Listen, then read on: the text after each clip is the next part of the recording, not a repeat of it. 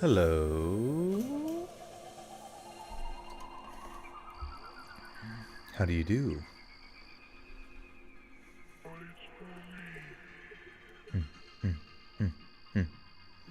Saturday Night Live.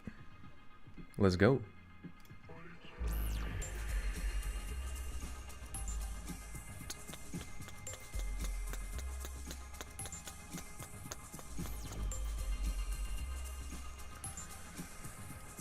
Oh, shit. Can you feel it? Pumping through your skin.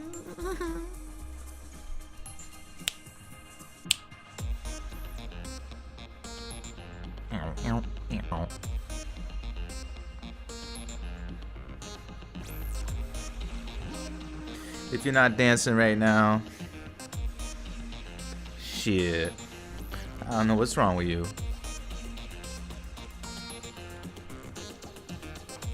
If you're not some motherfucking robot showing off they circuits, shit, I don't know what's the matter with y'all.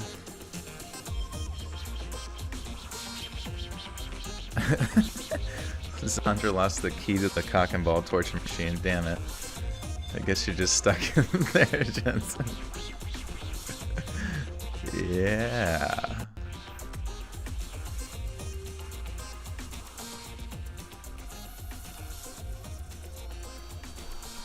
What's up, friends?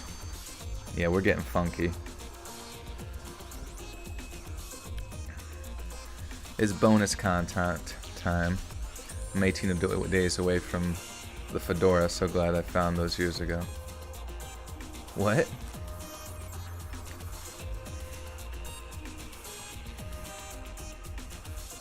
Like, you're getting an authentic fedora delivered to your home. Amazon didn't stock them anymore. They're just too rare. Oh, that fedora. I was like, oh shit.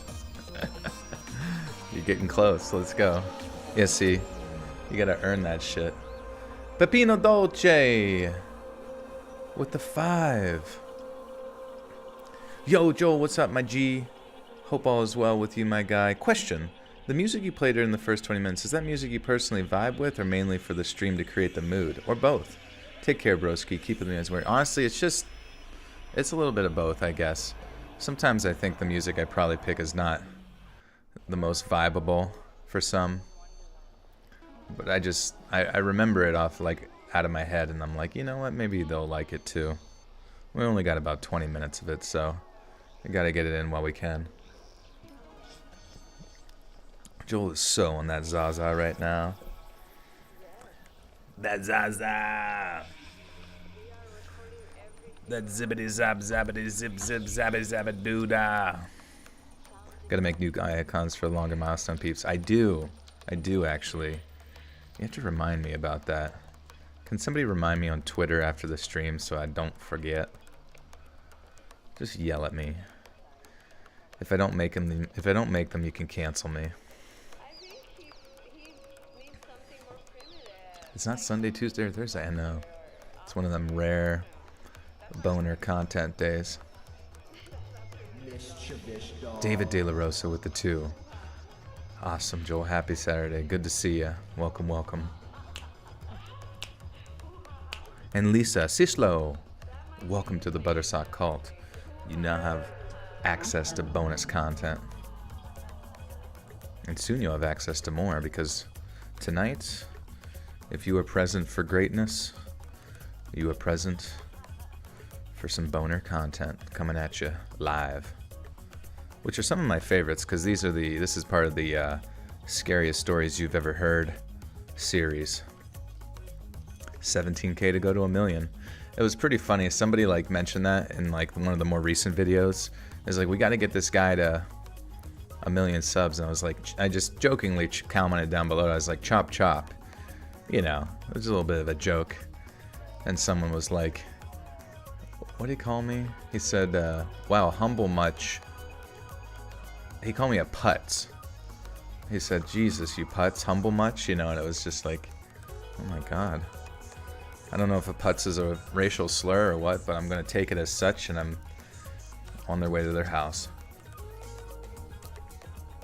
JK, but I was like, man, people on the internet just do not know how to, like, I mean, it's whatever, who cares, but just like people never know how to, like, pick up sarcasm or pick up jiggity jokes, you know?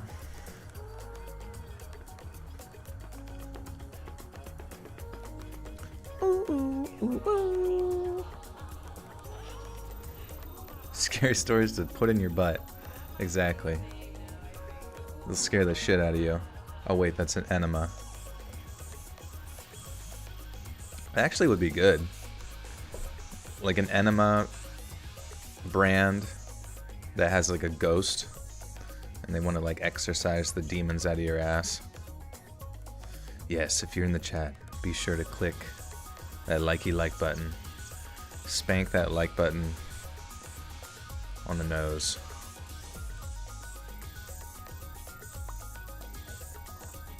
That's because there's no tone. Yeah, I mean... Yeah, but like, in what moment of your life would you ever see anybody else within that context? Because context is always the key to literally interpreting anybody's language. And maybe it's just because I'm prone to the language of sarcasm all the time. But I don't know. I've never, like, I understand Reddit always has, like, you got to put the /s for sarcasm. But I mean, like, maybe it's just because I exist in that constant state of jokey jokeness that it just seems obvious to me. Like, what human being on earth would ever unironically use the words chop chop in reference to, like, whatever, who cares? I don't give a shit. If people can't pick up your tone, then that's just what it be, you know what I mean? It's not like they have the right to kill you. Maybe they do. Maybe after that, maybe he got my number. Maybe he was able to, like, there was some sort of, you know, right-click option that popped up that said, find this person's address. He didn't like their silliness.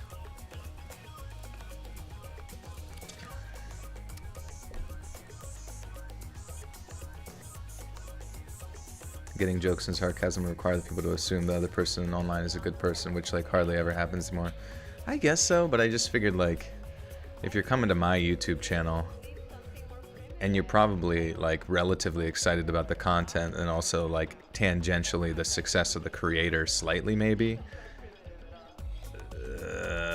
yeah, I don't care. It's not even worth thinking about anymore. But I will think about it and talk about it endlessly like an idiot.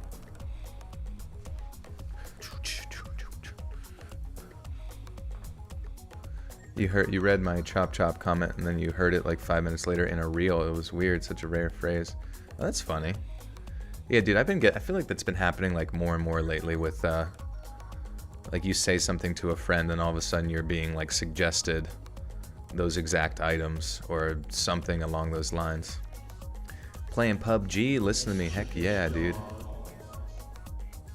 How is PUBG these days? Did they ever fix it? I feel like that game had the capability of being like one of the most amazing first-person shooters of all time, but their team seemed to just like refuse to ever like make it run stable. Or, I don't know, maybe they would have had to completely revamp their engine or something. It just cost too much time and effort. David De La Rosa with the 1. Thank you, David. Joe, I just want you to know you're my favorite creator to watch while hunting a family of 4. Thank you, I appreciate it. Be careful out there. Don't get hurt.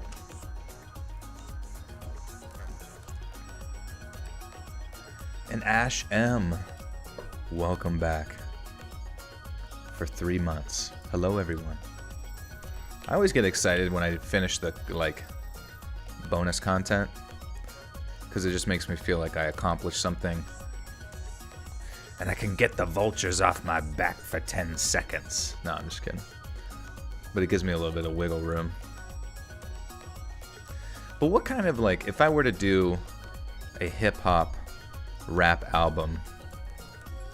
What kind of like hip-hop rap stuff do you guys like recently? Like obviously like, you know, mumble rap is popping off. But if you guys have ever heard of Deltron 3030, there's something about his album, one of his most popular albums, that just sort of, I don't know, it just like has just a fun nature to it. Like every lyric seems to be like part of like some overarching concept or story, you know what I mean? You love the British trap grime music. Amelia with the 5. Just got home from Delaware. Oh, traveling into Pennsylvania territory next week. Really? I thought you were... I don't know why. I thought you were from Australia for some reason. I don't even know how I mixed that. But that's sick. Well, be on the lookout for me running through the fucking forest with whitey tighties, floppy wet socks, maybe like a homemade bow and arrow. Absolutely covered head to toe in fur. Homegrown. But Amelia, thank you so much for the 5. Delaware is where they, where a lot of people put their, like start their LLCs and stuff I think it's to avoid taxes or something like that. I just watched a vid from 4 years ago and was, oh, got it because I had to remove loads of vids. I started and now you're at 1 million. Oh man, yeah, I know. It's crazy. Yeah, I probably overkilled it with a removal, a lot of that stuff, but I don't know. I think I was just in a stupid mind state, but you know, I cleaned up my act and back on the ball.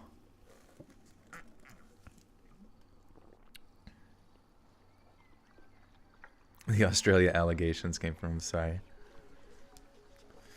Me when my homies make it out the other end from the Australia allegations. They all had boomerangs ready to throw at you. Saturday Night Live stream. Yes, yes, yes. Bonus content, bonus content. Deltron Z. The sinuses sound good. Do they? They sound real good. We travel a lot between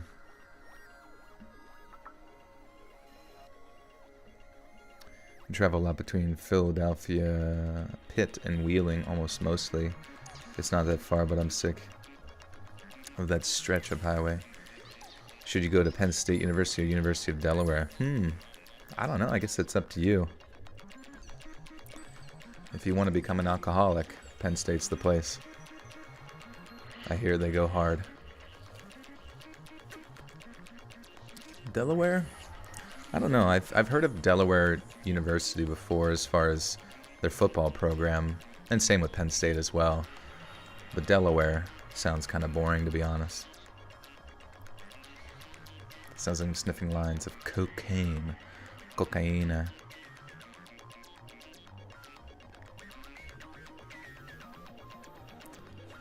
WVU was always fun.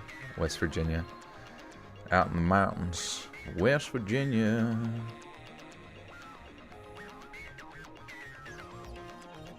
God. Fucking love this song, dude. I don't... Like... I just want to be in like a room where like the fucking vibration, they'll hit eventually, but just like I want to feel the vibrations of this song just absolutely absorb me.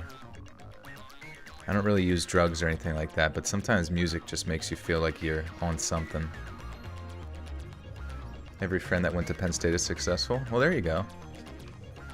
I guess that's good. Any other viewers from Japan? Derek, what's up, buddy? You're in Delaware? Oh, shoot, okay. What are your thoughts on the University of Delaware?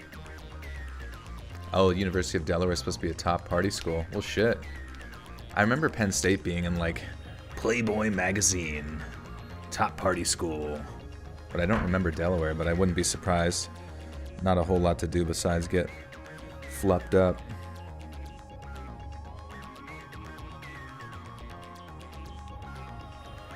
Derek, that thumbnail looks beautiful. I appreciate it. Derek just helped me put together an awesome thumbnail for the Scary Stories You've Ever Heard Volume 4. It's going to really set the mood for your clicking needs. No DMT.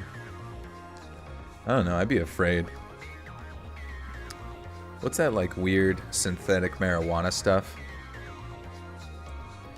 Salvia. I remember hearing, like, some podcast guy,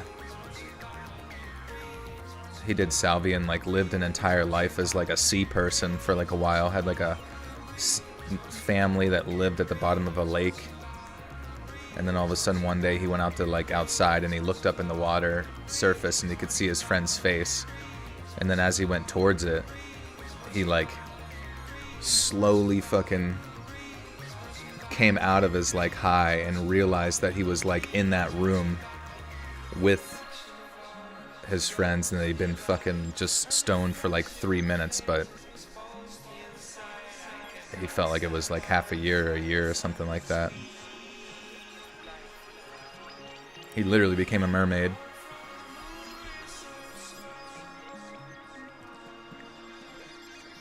This sounds like the Broken Lamp creepypasta. I never heard that one, but who knows? Maybe he read it before and it got, like, caught in his subconscious mind and he manifested it in one of his stoned on drugs states. Salvia is the most out of mind bad trip in a minute. Yeah, I never did it. But I do remember my one friend saying that he did it and was, like, the most insane 10 seconds ever or something. But somebody else said that they did, like, overdosed on salvia, and then they like, came out of it and were, like, had, like, what is it, anhedonia or something, where you just, like, don't feel anything towards anything ever for a long time. And they really had to, like, I don't know, work to correct his mind state after that. And I'm like, that's what kind of scares me about drugs, is just how it can really have a negative effect on. Mr. Ballin did the Broken Lamp story. I didn't know he did creepypastas. That's interesting.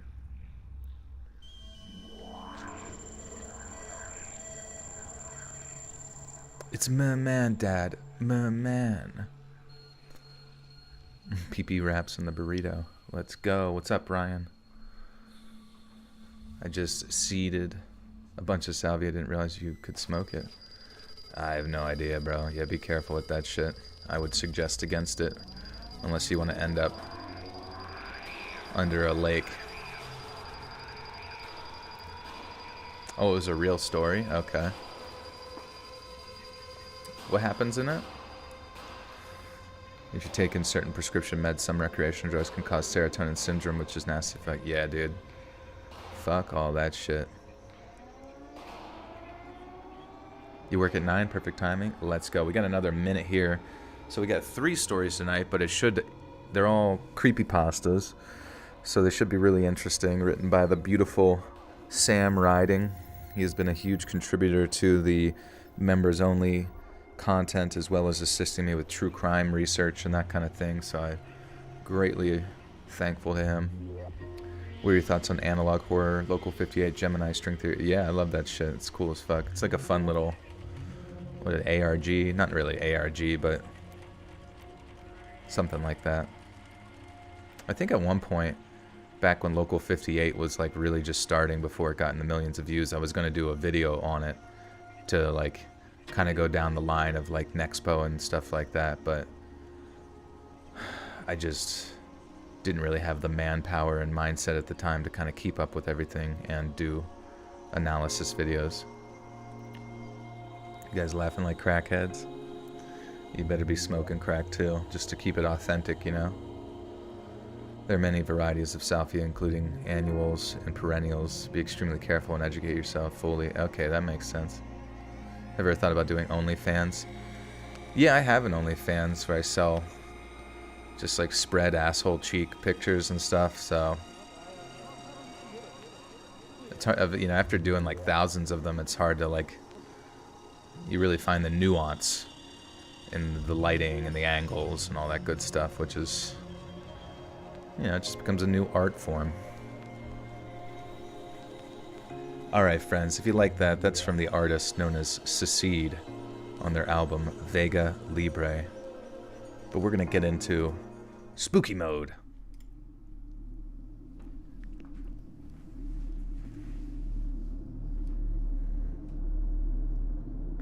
OnlyFans is the only way to do Let's Read. Exactly. Eventually, people aren't even going to know me for my stories and my narration skills anymore. They're just going to know me. They're going to like recognize me. Say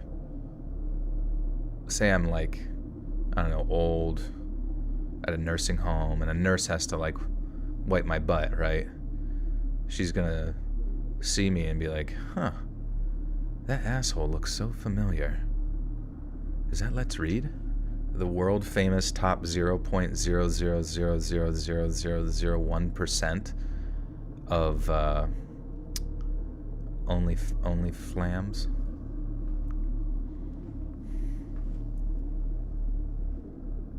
Yeah, it's like a regular Let's Read video, except I don't read, and I just take pictures of my asshole. It's not that far of a deviation from my typical content. Come on, guys. All right, friends, thanks for being here. Click that like button. Click something. I don't know. Just find a button. Find a big red button that may or may not launch nuclear missiles. And just click it. It would help the channel greatly. Because then the whole world would be over, and then I wouldn't have to make any more videos, and we'd all be good. We'd all be in heaven. Thanks, government. We're all in heaven now. You really helped us. Sarah TR with the 2. Thanks for the extra live tonight. It was needed. Thank you, Sarah. I appreciate you. Yeah, the waxed version is $30 extra. And then I kind of just switch back and forth, basically just putting on like a butthole toupee. I'm like, Jesus, he's got a fucking mane down there. What's going on? All right, what do you guys think? Should we start with so one story is 7 pages, one story is 5, and one story is 15. Should we start, like if you were listening to this in order on a video, would you rather the shortest stories go first or the longest stories to go first?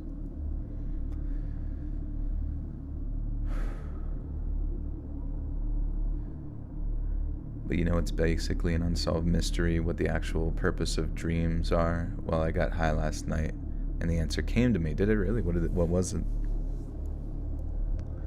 I think that's the coolest thing. Like, if you guys can ever figure out how to do, like, lucid dreaming, that's something that I wish we had the capability of doing, like, every night. Can you imagine how, I don't know, just what the world would be like if every human being could just, like, lucid dream on command? I feel like all of our everything would just be, who knows, maybe we'd never want to wake up. Do the shortest first. Okay, I'm seeing a lot of shorts. Seeing a lot of shotties voting for shorts. It's a good idea. Come out with some bangers, finish with some longers.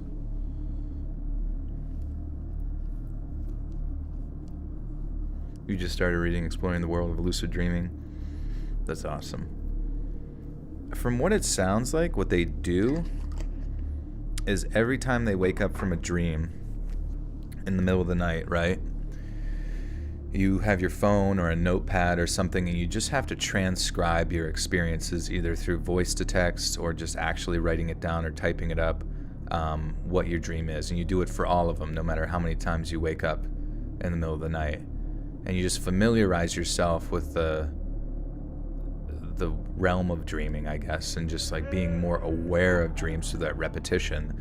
But then during the day, you also do certain things that would indicate to you that you are awake. So, not just pinching, but like pinch your nose, right? And then try to breathe in. When you do that, right, it's a little scary. Don't do it for too long, but like you do that and try to breathe in through your nose, you can't. But if you're in a dream and you pinch your nose and you try to breathe in, you will be able to breathe because, chances are your nose is open IRL in your, outside world state, in your body state, and then all of a sudden you're like, okay, and then you just will be able to recognize, like, I'm in a dream right now. But it sucks because every time I've recognized that I was in a dream, I get so excited. I get just like so excited that my heart starts racing, that I just like wake up and I'm like trying to grasp onto it so hard, like even saying like, please don't let me wake up, please don't let me wake up, and then I just like get so excited and wake up. So I don't know if it's like trying to control yourself and almost like tricking your mind, like, oh yeah, I know or I don't know it's a dream. I don't know, just trying to stay calm. But I think over a period of time, eventually it becomes easier. But one thing I loved about dreaming was whenever I could actually talk to somebody, I felt like I could just like do anything instantaneously, whether it was like make music, ask somebody about something and they would tell me the answer to it. I could, something creative, if I needed something creative in my mind, and it's so weird to think like supposedly that's your own mind giving you that stuff, unless there's like some sort of paranormal universe that you like teleport to, but I don't fucking know. Will with the big 20 Buccarino donations as a small token of appreciation for the 8 years I've listened. 20 years old to 28, got married, had a kid, got a divorce, became 24/7 single dad. Let's read remained. Wife didn't like to listen, should have been a red flag. Exactly, Will. I'm sorry to hear about the negative, but I'm really happy to hear about the positive. And Will, that is essentially being around for the entire length of my YouTube existence. So I really appreciate that, and thank you so much for the support, and I wish the best for you and your family going forward, and just life in general, man. Thank you. Appreciate you. Your mind state going into your lucid dream plays a big role in it. Yeah, I imagine so. The most terrifying dream thing that's happened to me is whenever I was stuck in a dream loop. I'll wake up, live life, but then wake up again multiple times. Hey, yeah, that would be pretty scary, honestly.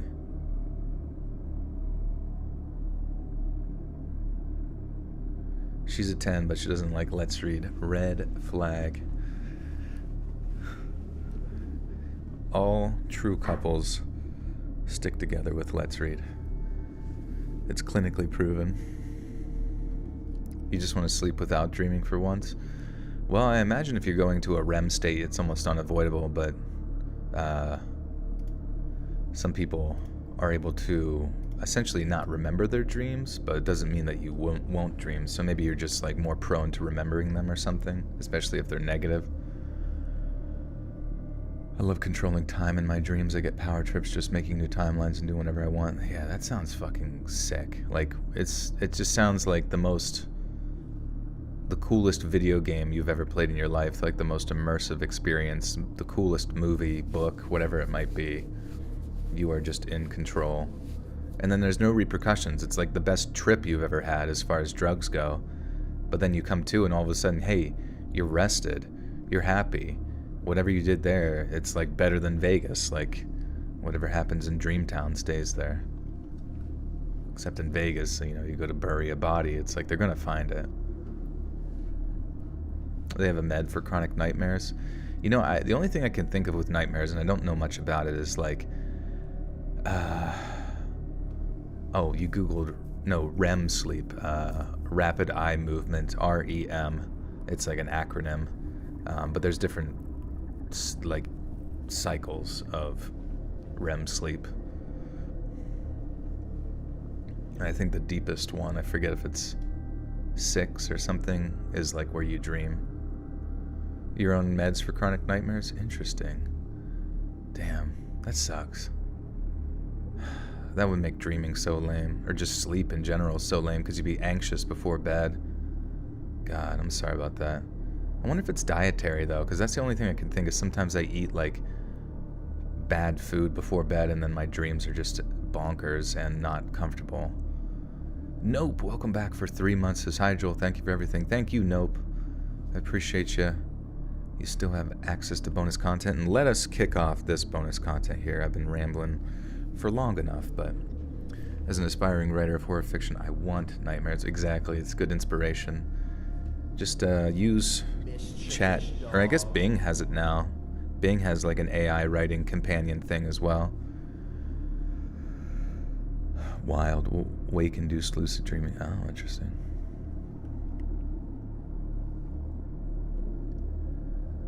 The year is 1979. You are a newly employed journalist at the Spokesman Review, a daily broadsheet newspaper based in Spokane, Washington. For the past 6 months, you've been kept firmly in what's referred to as the kiddie pool. Your managing editor has given you nothing but inconsequential, feel-good stories, and you've been begging him for something more substantial. Then, after tasking you with writing another piece of dog bites man journalism, you decide that you've had enough. You march into your office, demanding a chance to prove yourself, and for your sins, he gives you on. He gives you on? What is it? Oh, gives you one? He gives you on. You're given the on. Okay, I don't know. Yeah, written in second person. Skinteresting. You have an amazing voice. Thank you, Callie.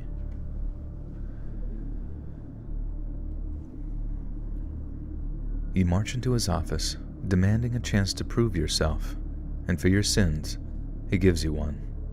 You're given the unenviable task of writing a 2,000-word article on the Twin Lakes murders of 6 years prior.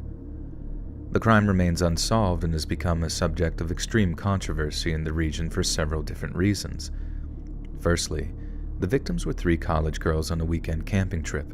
Captioning the yearbook pictures of 3 young women with the words "brutally murdered" was always going to generate attention. But the thing that really caught people's attention was the manner in which they were killed. 2 of the girls were so badly mutilated that they could only be identified by their dental records, while the third's relatively minor dismemberment suggested the killer had been interrupted in the act.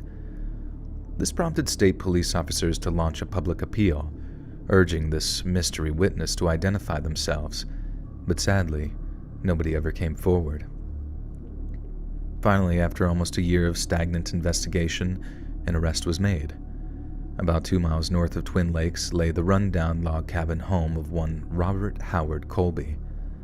Colby was 76 years of age at the time of the murders and had been suffering with chronic breathing difficulties since middle age. His lack of vigor and mobility meant Colby was never seriously considered a suspect, at least until his alibi for the night of the murders fell through. Colby claimed to have spent the night at a dive bar over near Pinky City and hadn't returned home until the early hours of the following morning.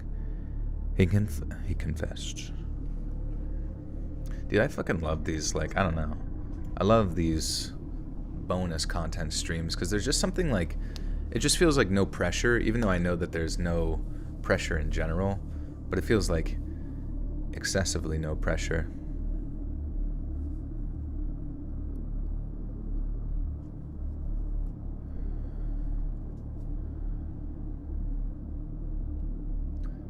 Hey Joel, how are you? Have you ever thought of experiencing more with your content? What do you mean? I'm sorry. Experiencing more? Or like me getting killed? Or what do you mean?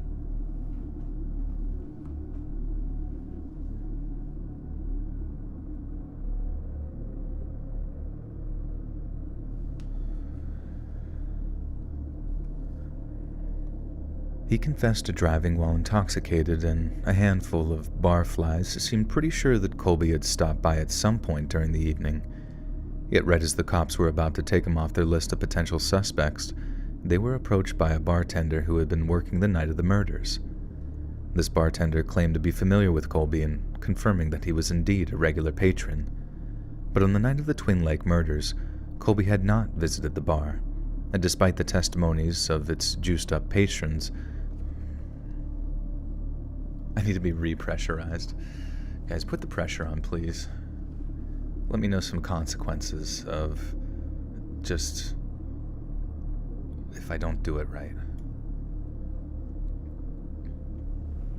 Lynn with the 2, baked a cake. Here's a slice for you and pretty. Oh, thank you. A cake sounds fucking awesome. Dude, I hope they invent teleportation, dude. Because, I don't know, I just think it'd be so nice. You meet so many nice people on the internet, right? I would just think it'd be so sick of just in the future, and it's almost easier that way a little bit. Like, the context just makes it easier, I suppose. And I was just thinking it'd be sick. If I could teleport to get a piece of cake, I'd be fucking, like, balling as shit. Yeah, everybody put their pressure cooker on.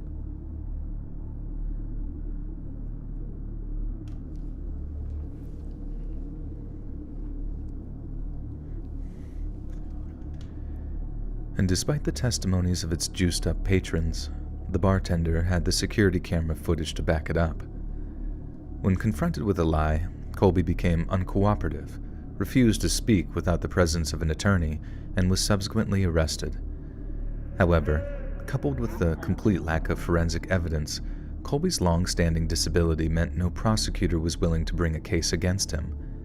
In all fairness, it seemed a physical impossibility that a man who dragged an oxygen tank around would be capable of such vigorous acts of mutilation. Yet after eliminating every other suspect, both probable and improbable, Colby's remained. Oops, that sounded weird. Say hi to Brittany Miller. Hello, Brittany Miller. What's going on? I kept telling my mom the blanket and walls were breathing. Are they breathing? They might need CPR. Who's one of your favorite narrators on YouTube? Probably Mr. X Dreams. Greetings, friends. He's got, in my opinion, one of the best voices. Dr. Creepin Von Pasta. Well, I think he's just Dr. Creepin now. His is awesome. Lazy's all, I like accents, you know what I mean, or just unique voices are fun. There was one guy way back in the days. What was his name? Oh, fuck. He's still around? Night Terrors. I've talked about him before in the stream.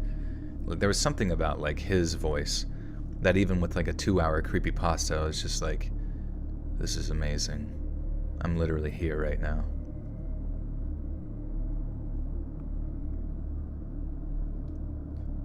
Cinnamon, no worries. Good to see you. B-Buster, yeah, B-Buster's got a great voice. It's Australian, but it's very, it's just very subtle and comfortable. Shrouded Hand is a good British voice for spooky. Okay, I'll have to check that out. I feel like I've seen him, or heard that name at least. If you use an accent, you'll love me. Yeah, exactly. It works 70% of the time, all the time. What's up, Meg? Yet after eliminating every other suspect, both probable and improbable, Colby's remained the only name on the list. You plan to befriend the now 82-year-old Colby under the guise of finally clearing his name, but if any of new evidence is uncovered, if your hard work can make any kind of break in the case, it will no doubt catapult your name to journalistic stardom. The first stage of your plan involves re-interviewing as many of the case's key players as possible. It'll no doubt be a lengthy process, but it'll give you plenty of time to pursue the second and third stages. The second is to track down the location of Colby's cabin, or at least obtain some kind of cell number, while the third involves petitioning the Stevens County Sheriff to allow you to review evidence taken from the scene. Contacting the friends and family of the victims amounts to picking at wounds that are yet to heal, with half of them hanging up or slamming their door in your face at the mere mention of being a journalist. The ones that do talk tell you the same old story. The girls had no enemies, no jealous exes, and no history of criminality. The reason for their murders remained a mystery. You have considerably more luck with the Stevens County Sheriff's Department, who invite you over to their Colville headquarters to look at the evidence. They're only too happy for you to reopen this particular can of worms. They need all the help they can get. A helpful deputy carries out 4 bags of evidence, 3 large and 1 small. The 3 larger bags contains the girl's clothing, 2 sets of almost completely Oops.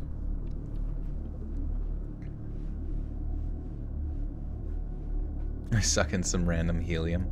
Hey guys, let's keep reading.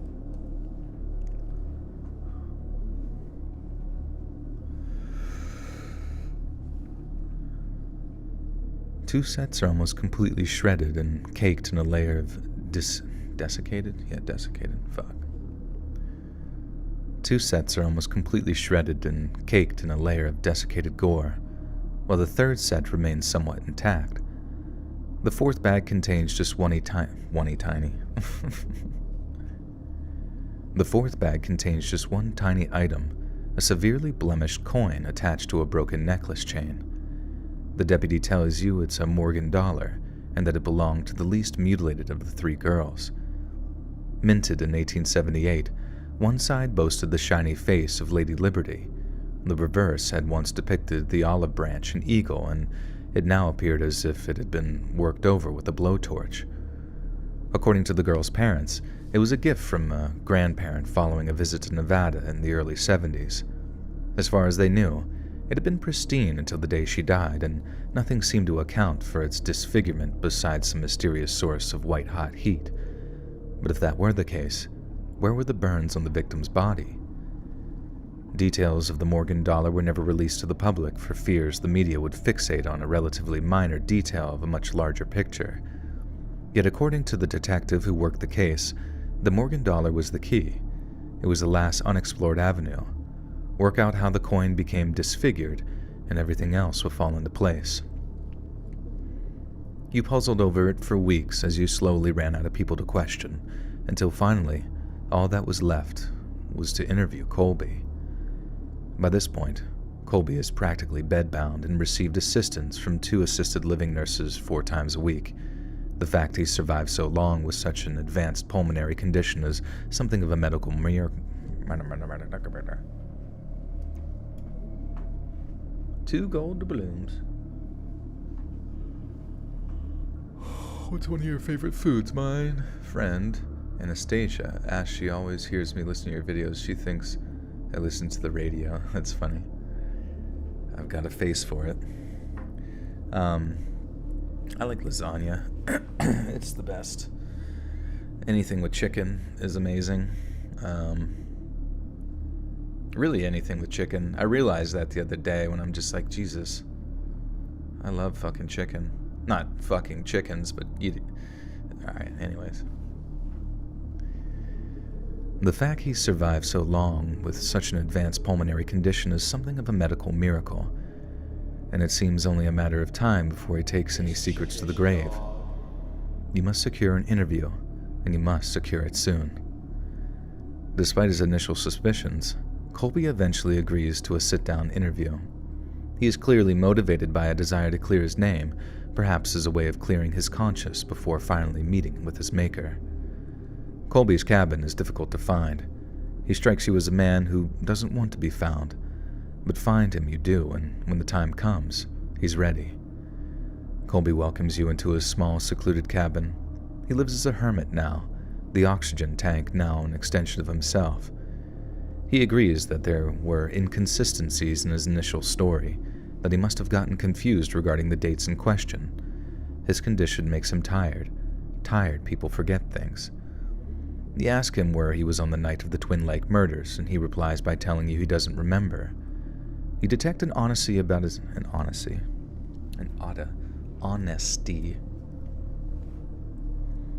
Alex J., welcome back for a whole year. Happy anniversary of being a member of the Buttersalt Cult. A whole year, and time does fly. It really does, doesn't it? It's crazy. It's honestly insane.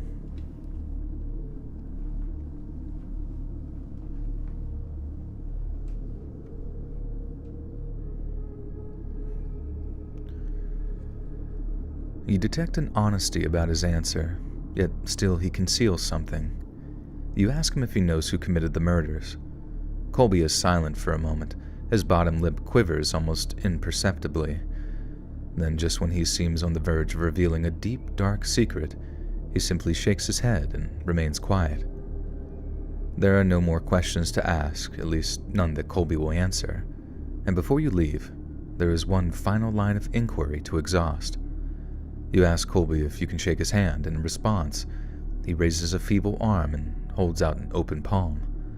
But instead of shaking it, you pull something from your pocket, and when you thrust the small, flat object into Colby's palm, he gasps.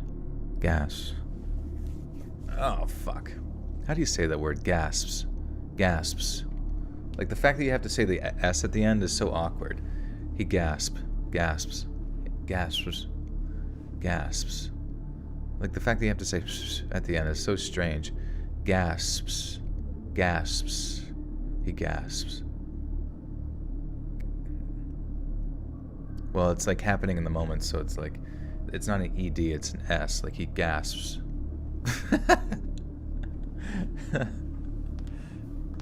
Like it's happening right there and then. He gasps. Sounds like a squirt gun sound effect.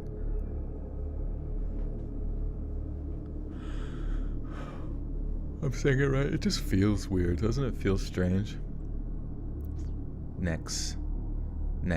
Okay, gasps. Gasps. Is this for Monday? No, this is bonus content for members. But feel free to chill and listen. Or maybe you'll get gifted a membership. You're an inspiration. Thanks for the confidence boost. You're welcome. I hope you feel confident. Because there was something I realized, like there was this one bodybuilder guy, and I know bodybuilding sometimes is always like the typical go-to sort of inspiration style videos, but he made a great point where it's like there are certain talents that we all are sort of geared towards, right? But like, it's whenever those talents don't take us any further is when we find, that true sense of greatness within us. Because that true sense of greatness is actually within, I would say, close to 100% of people. And it really comes down to just putting in the time. Like, you might have a talent or an ear for music, you know what I mean, like starting out. But it's the repetitious aspects of like continuing to pursue that music or perfect your abilities with a certain art form or whatever it might be, like you making cobblestone tables. That's where the greatness truly comes in, is just the devotion that you put towards something. What videos do you post on Spotify? Yeah, so every Tuesday at noon EST there's a new remastered audio from old videos on YouTube. I would say honestly Spotify is like a year behind YouTube for the most part. Kelly B with the 3. Thank you, Kelly.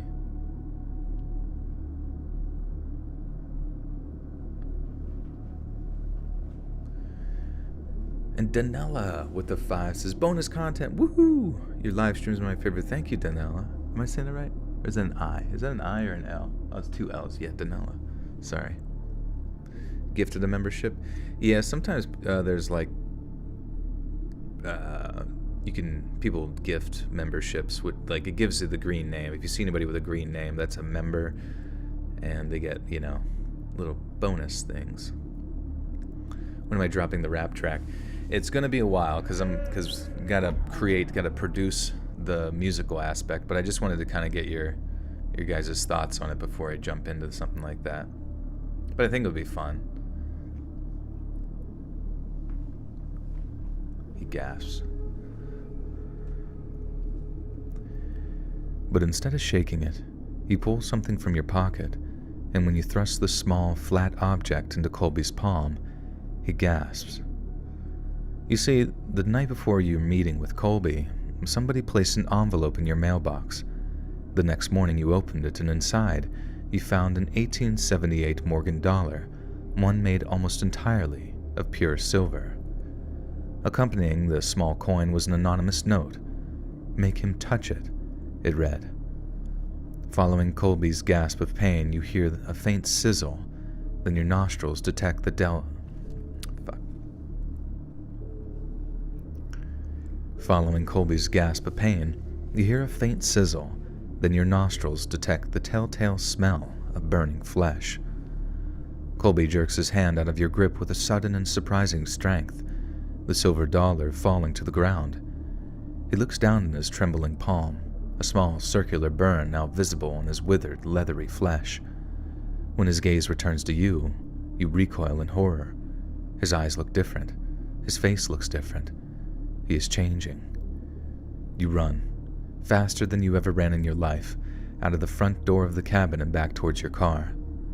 Terror has made an animal of you. You reach your car, plunging your hand into your pocket, trying to retrieve your car keys. Your heart beats in your ears, the loud thump, thump, thump, matching the sound of the eldritch paws that pursue you. In an instant, you find yourself toppling to the ground, feet taken out from under you. You try to stand, but you can no longer feel your legs, and as you sit up, you realize that the reason you can't feel them is because they're no longer attached to your body. They're laying in a crumpled heap. Several feet away and crouching over them is Robert Howard Colby. Only it's not Colby, not anymore. What you see, your final sight on this earth before you slip off into oblivion, is the same thing that killed those college girls on that full moon night back in 1973. Awoo!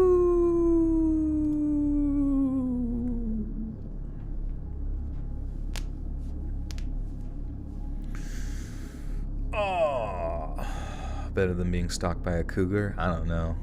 I feel like you might be able to survive a cougar attack, but I think that guy became a werewolf.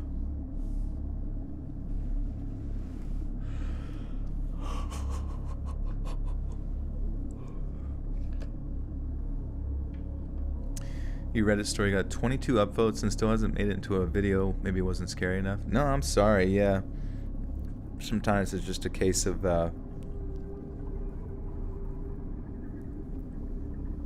visually finding it, or the person that I have search things up based on keywords. It might not have popped up within the keywords necessary for a particular topic. But yeah, which story was it? Do you remember the name of it offhand? I can look it up and try to remember it for next time, or at least see where it might be able to fit in. Anyone watch today's Hell of a Boss episode? No, but I heard that show was good. Is it pretty good? Like a solid animated show? Better than Rick and Morty.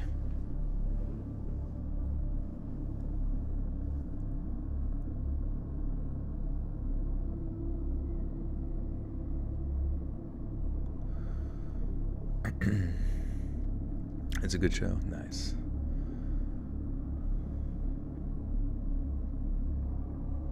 Okay. Alright, so that story was 5 pages. This one's 7 pages.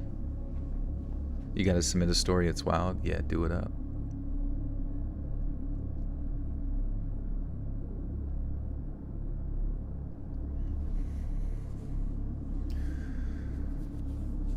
Who's my favorite from the gang and Always Sunny? Oh man, it's a tough one.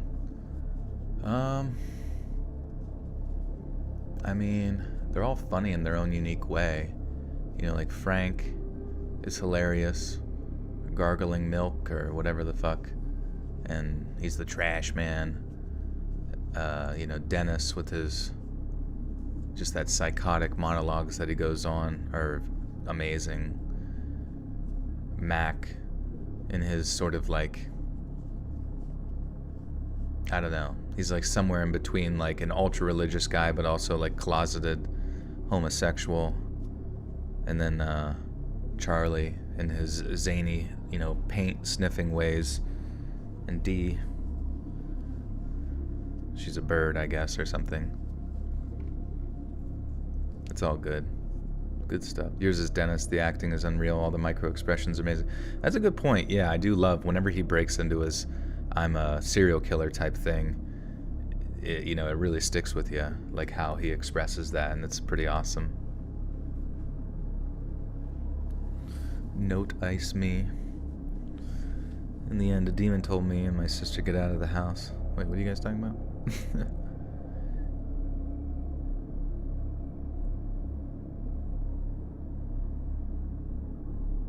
Mac is out by the second last season. No more. Oh, really? He's okay. Interesting. I haven't watched it in a while. How does it feel knowing that we're all here at your disposal? Feels pretty cool, I guess. I mean, I don't want to dispose anybody. I just appreciate the company.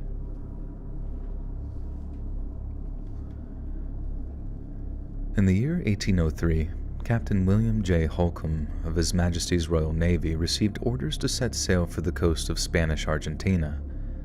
It was an era of almost continual warfare, a time when Britain crossed swords with enemies both old and new. But with regards to Imperial Spain, 1803 marked a brief window of peace between two major wars. The Admiralty. Am I saying that right?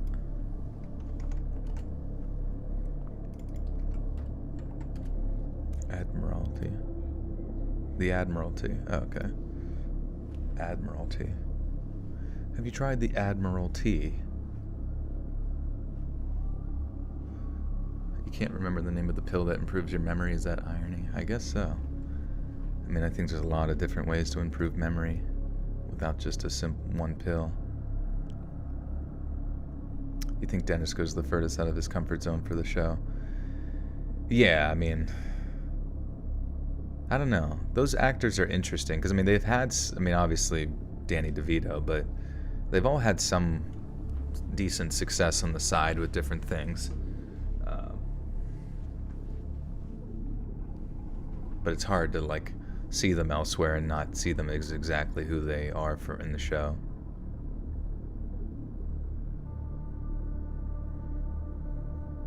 Have you tried LGBT? No, what's that?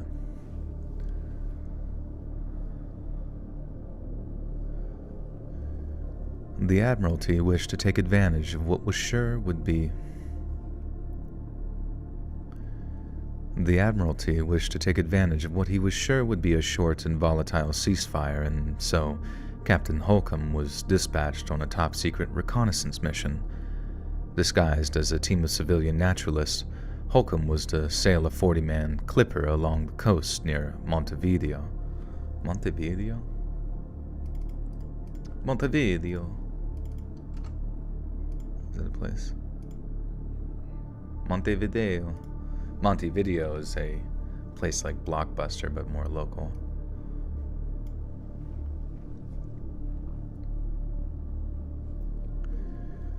Disguised as a team of civilian naturalists, Holcomb was to sail a 40-man clipper along the coast near Montevideo, mapping out potential rest and repair stations as he went. Holcomb and his crew set sail in August of 1803, aboard a 75-foot clipper named the Iranon. Come on, what is that? The Iranon? Shite. Fucking shite.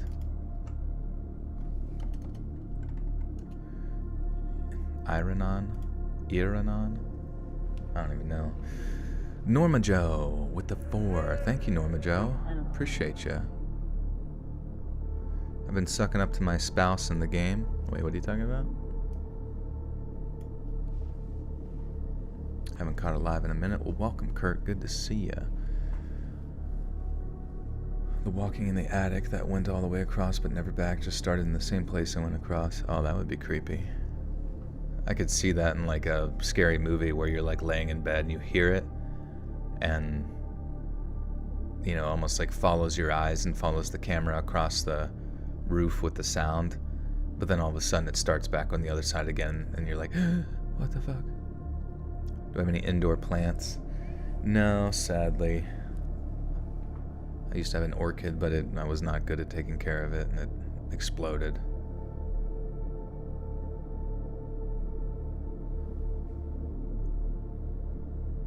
Do you think I'll ever fully reveal myself on my channel, like wearing like a big trench coat? And that'd be a really funny YouTube video. Someone just like talking in front of a camera with a trench coat, and then they're just like, ah, they like reveal themselves.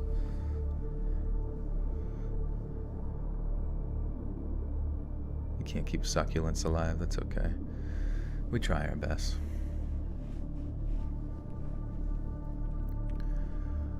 Holcomb and his crew set sail in August of 1803 aboard a 75-foot clipper named the Iranon. A dispatch dated that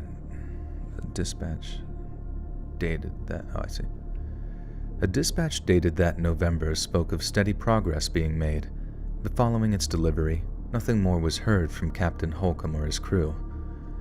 Assuming the Iranon was lost, another vessel was dispatched to search for survivors, but neither the Iranon nor its crew were ever recovered. The fate of Holcomb and his crew remained a mystery for almost 220 years, until just recently, when a museum employee made a shocking discovery in some woodland near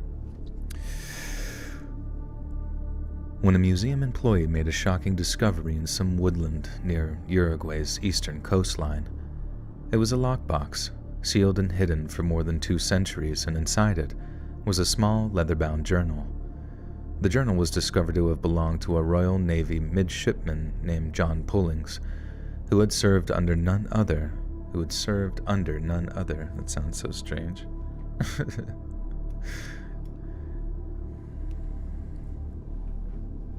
Hey, Norma Joe with the 20 says, I've been working on a project and needed some stuff on in the background to keep me sane. Discovered you, and it's been amazing, soothing, thrill. Thanks and love. Zora, Norma Joe. Oh, thank you, Norma Joe. Yeah, what have you been working on?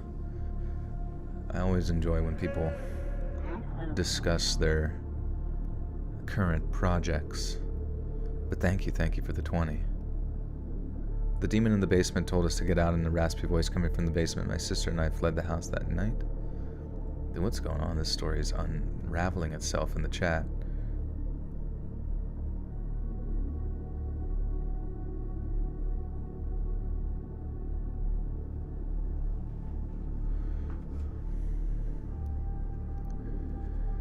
The journal was discovered to have belonged to a Royal Navy midshipman named John Pullings, who had served under none other than Captain William J. Holcomb aboard the long-missing Iranon. God, it's hard to fucking say. Iranon. Iranon sounds, I don't know. The Guild of Heroes.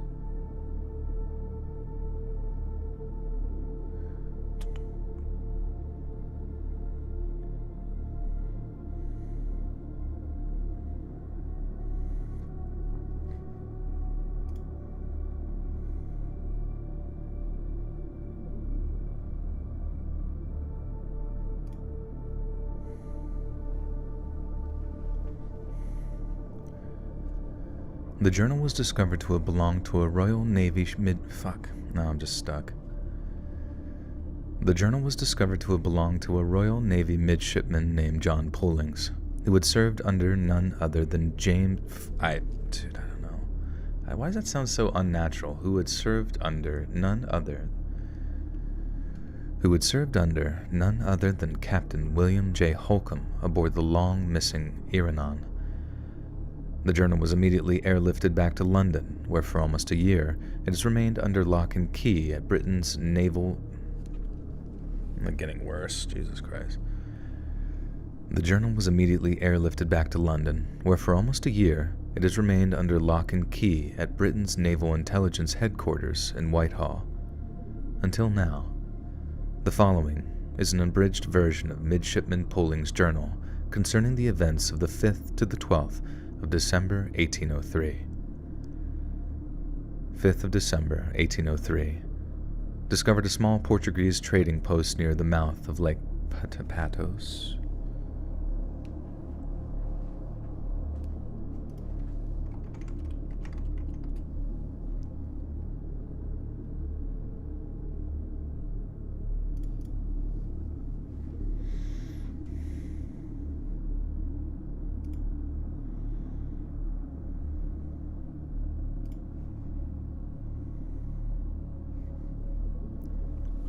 Patos? I don't know where the fuck. Discovered a small Portuguese trading post near the mouth of Lake Patos. Wait, I was supposed to look up how to fucking say that. Jesus Christ.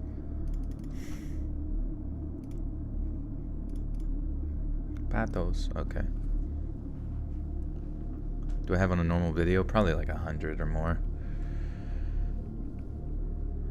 Discovered a small Portuguese trading post near the mouth of Lake Patos.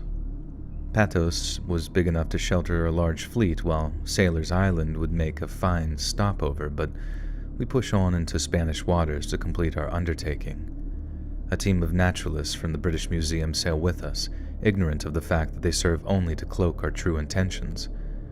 After conversing with a local fisherman, one of their number petitioned Captain Holcomb to sail for small coastal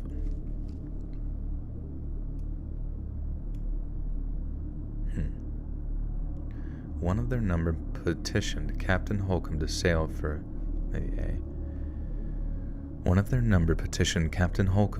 for a small coastal village, as nearby sits an aquatic eldritch phenomenon. The locals call it Lagoa Negra, which I'm told means the Black Lagoon. If the wind holds, will arrive by morning.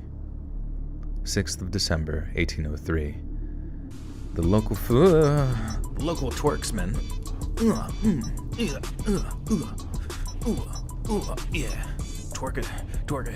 Twerk. Assumes the position. Hey, D Shore with the 34 Buckarino says elephant trunk undies for the PP trench coat reveal. Yeah, you gotta find me some so I can get nice and ready.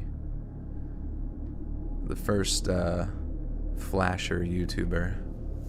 If you're wondering how Let's Read, it was like on every drama channel, you guys might recall Let's Read. He read scary stories and creepypastas on his YouTube channel of the same name. He was banned more recently for wearing a trench coat during a face reveal and whipping out his wiener. But thank you, D Shore, for the 34 twerkable buccarinos. Appreciate you. T Spill covering that immediately. Yeah, I think that's what's so funny about like drama channels is they pray to God for those kinds of things to happen. You know what I mean? Like, please let some other person of my ilk do something fucking unforgivable so I can talk about it and pretend that I don't do it on the fucking daily like a freak. I don't know. It's just funny to me.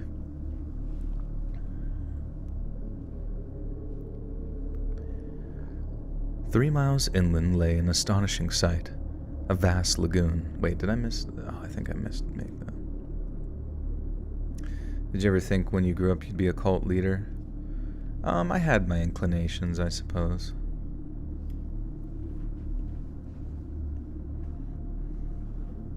I guess I was always just aware of things. Pregnant with your second child. Hey, congratulations, Jeff. Are you going to name it Jolene, as we discussed? Someone should make a drama YouTube channel that only exposes other drama YouTube channels. That'd be funny. Oh, it's so stupid because like whenever you do become a drama YouTube channel, like, you know, you just kind of like leave yourself open to, you know, almost like excess criticism. You know what I mean? Where like every little thing that you do on Twitter or say or whatever the fuck is just going to be like looked under as like a microscope because, you know, they just, you know, because if you're going to cast stones, there's going to be many that return back your way eventually or whatever. I don't know. I get it, but it's like such a weird thing to like financially incentivize, you know what I mean? Like through advertising revenue or whatever other means of support. Like I understand it and it's fine, but like there's also a strange like incentivization to just like constantly keep your presence within that world or that realm of like creators like just endlessly inundated with like bad things, but also like you could almost feel like it financially incentivizes you to be like inflammatory, where you I don't know, try to be a character that generates a bunch of stir so that other people will talk about you and it but to me, I don't know, like I always find like if you're using controversy to like attain attention and therefore like business success, I've always just found that to be relatively just like gross, you know? It's like understandable why the incentivization is there in relation to money, but it's also to me it like I don't think I could ever really handle that kind of attention, you know what I mean? Like, I feel like anybody who does experience that kind of attention, especially within the realm of like the Twitter sphere, day in and day out, like constantly reading negative comments, constantly like just being criticized for something and looked at under a microscope, like it has to have a really negative effect on your like mental psyche, you know what I mean? Like, it's got to be a strange world to exist in. Voice is cute. Thank you. I do be trying. As much as you crave attention, you hate attention. Exactly. Like, it's... attention only goes so far. Like, once you have the attention, there's certain things, you know what I mean? You need it. Like, the attention that I get on my channel, I feel like is positive, you know, because it's like people go there for the stories or the voice, and then I get positive comments, and they all kind of like flood together eventually, but they never like affect me negatively. It's only like till the negative ones that I start to like actually weigh on me. But I can't imagine if I got negative comments, just like, you know, you're having like a nice time with friends or something, and then you just casually check your notifications and you see someone throw like a ton of just like shade that you otherwise may not even have noticed, but you just like catch it offhandedly, and now it's like it's in your head. It's like a seed that's like planted, you know what I mean? And it's like, fuck, now I gotta deal with that and work through that. You roasted a troll in my latest video, couldn't let it slide. I appreciate it. Wonder what they said.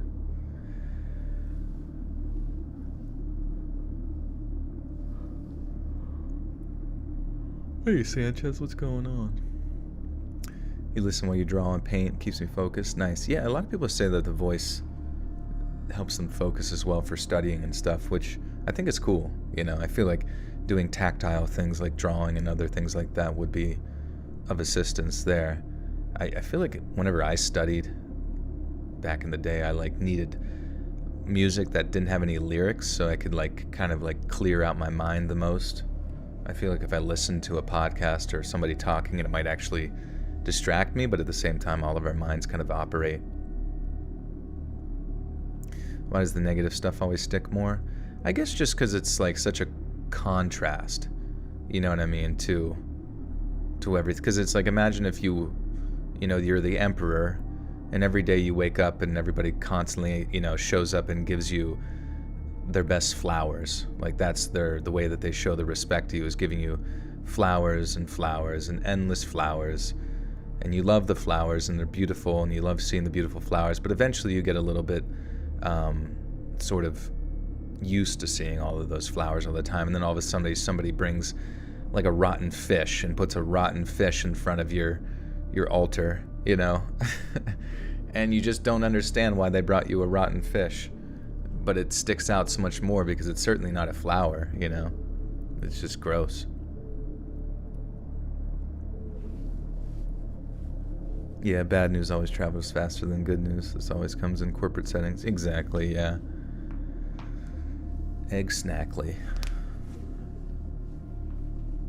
You listen when you crush butts with skids. That's a national pastime at this point.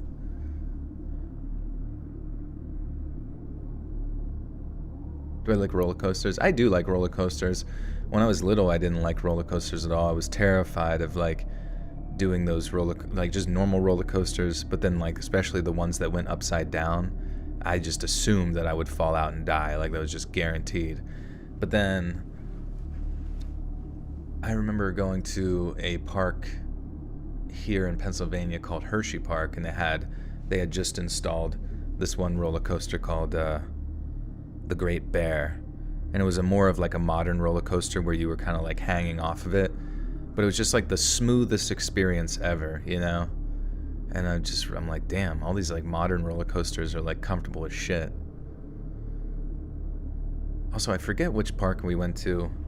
I think it might have been Kennywood, or yeah, maybe it was Cedar Point, or maybe it was actually back at Hershey Park again, but it was, one of them was, I forget what they called it, but it just goes from like 0 to 60 or something, or 0 to a really high speed, like really quickly, and that shit was pretty intense. But I do enjoy roller coasters. And even whenever there's like a fucking like 12-foot clearing for your hands. I always just assume if I lift my hands up too much, they're just gonna get like chopped off. Like just every like possible scenario in my head that's you know, Final Destination is just guaranteed to happen. You're planning on going to Hershey Park this summer? Nice, dude. Yeah, Hershey Park's a great day. You go in, if you get there early. I mean, it sucks. Like, honestly, it's totally worth it to get the fast pass anytime you go to any sort of park, because I noticed that, dude, you can get there at, say, 8 a.m. And I remember one time getting to Hershey Park at like 8 a.m., busiest shit ever. And by the time you get in, it's like every ride you get on like takes a fucking hour to get through, or more. And by the time you get just like done with your day, you have only gone on like 5 rides, and somehow the day just like blasts by. It's kind of crazy. Ever been to Kennywood? I had like a Kennywood shirt, so I think I have, but it's been a long ass time. Yeah, you go to Hershey Park, you go to Chocolate World. You got to do that. You got to do the chocolate tour. You got to sniff it in, even though they moved all their chocolate factories over to China. Sons of bitches. But so the town itself doesn't smell deliciously like chocolate anymore, but it used to, like fresh cacao.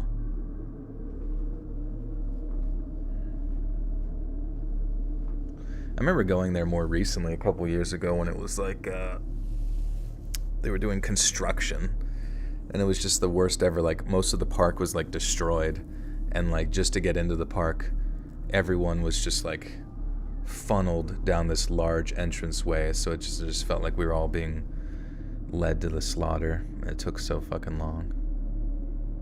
I like fudge factories. Yeah, it's my favorite. I like the fast breaks, the fast break bars, which is like a Reese's one. Those are so fucking good.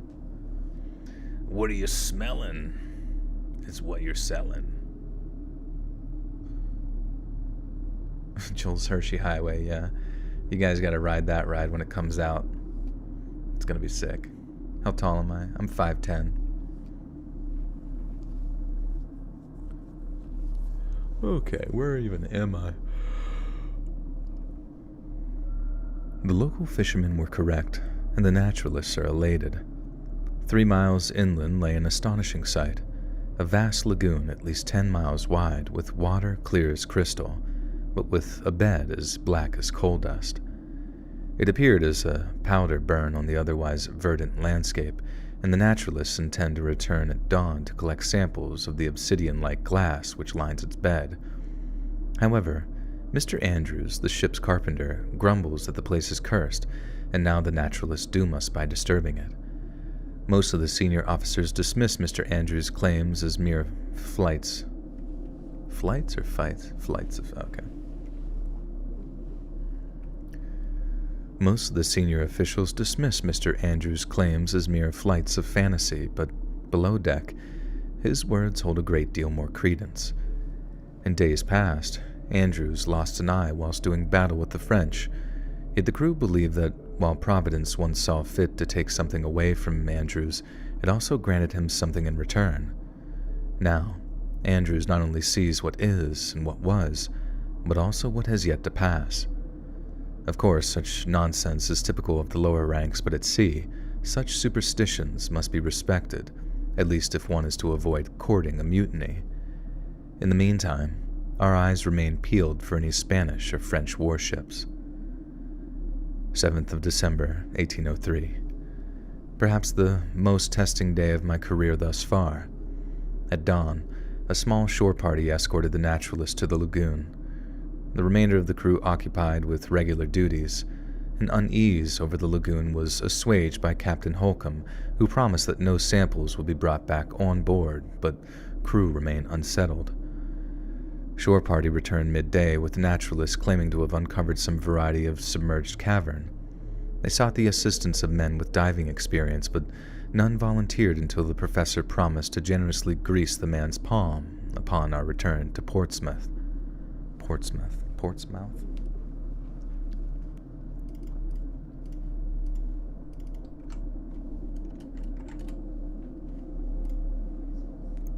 okay.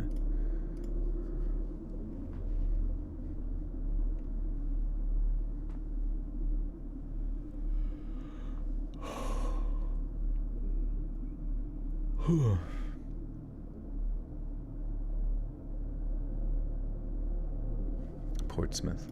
Wait, what did I say? What the? Portsmouth, okay. Submerged cavern. Oh yeah, that shit would suck. That'd just be the worst to get like caught. Like, I mean, I can't even go into a cave normally, let alone swim through a fucking cave. Like, that just sounds so terrible.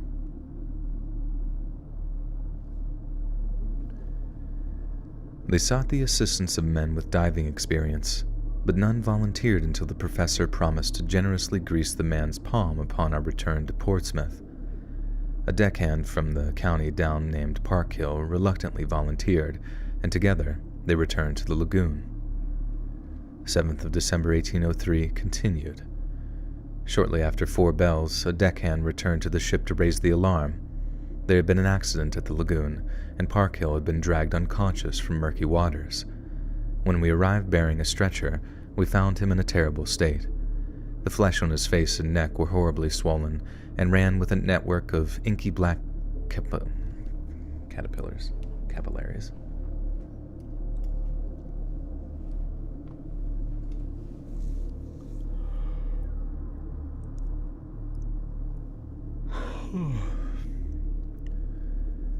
The flesh of his face and neck were horribly swollen, and ran with a network of inky black capillaries. His eyes, riddled with the same Stygian pox, bulged from their socket. Make sure I'm saying Stygian right. Stygian? Stygian, okay. What does that even mean? Gloomy and dark, infernal, hellish, okay. Of or relating to the river Styx. Oh, interesting.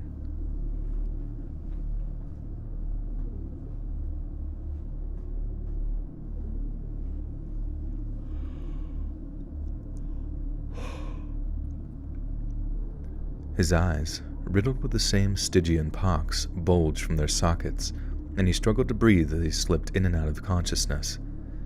Once back on deck, the ship's doctor had us immediately place Parkhill down so he might try to clear his airway, and in doing so, a large amount of thick, black bile was expelled from his gullet. His treatment continues in the infirmary as I write this, and though the crew pray for his recovery, his prognosis is dire.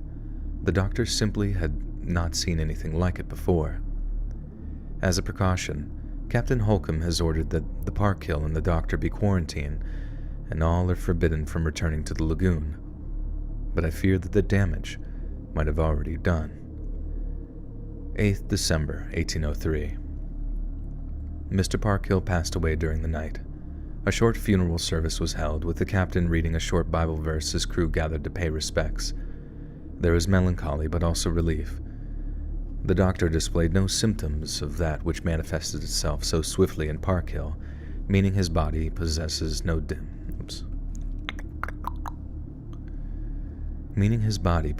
danger to a potential burial party.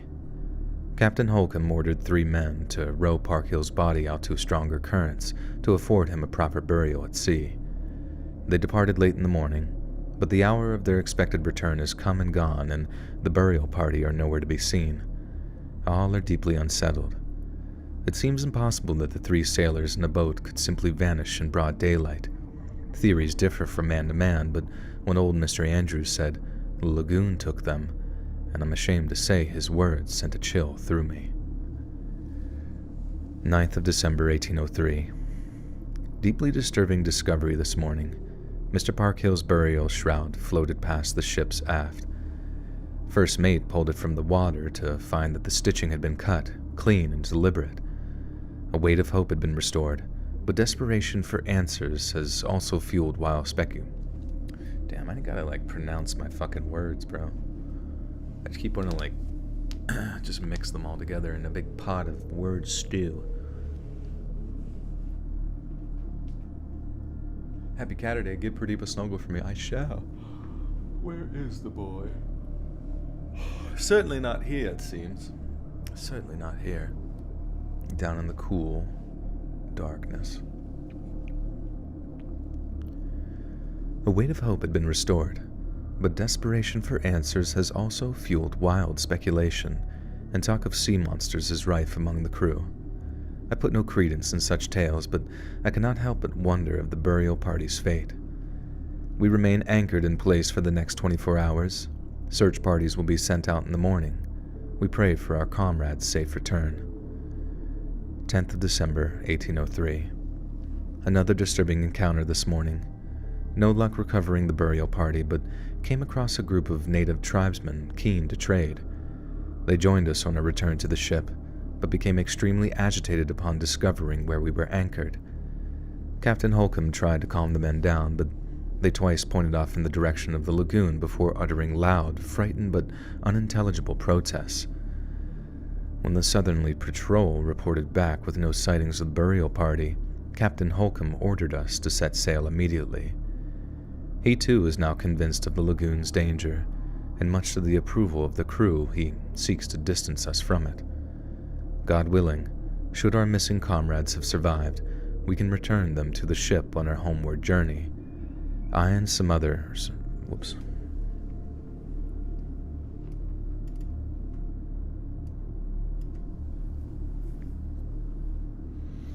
Damn yawns.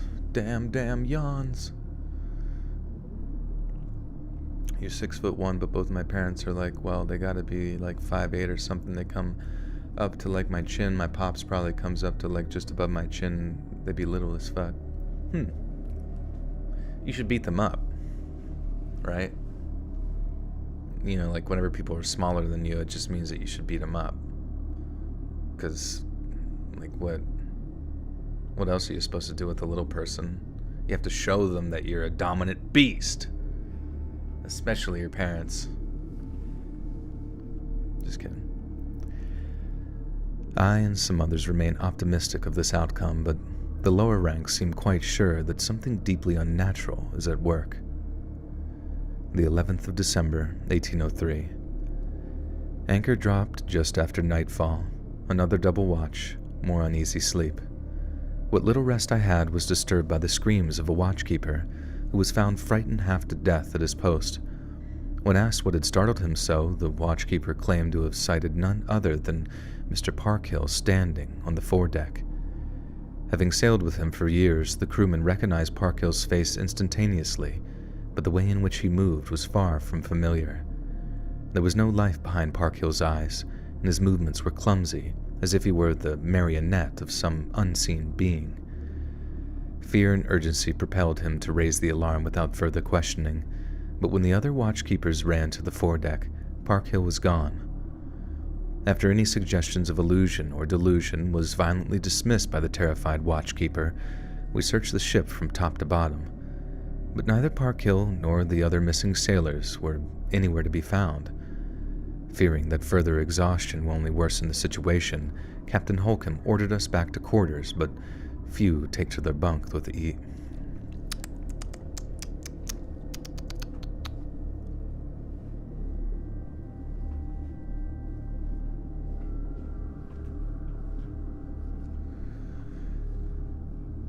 Fearing that further exhaustion will only worsen the situation, Captain Holcomb ordered us back to quarters, but few take to their bunk with ease.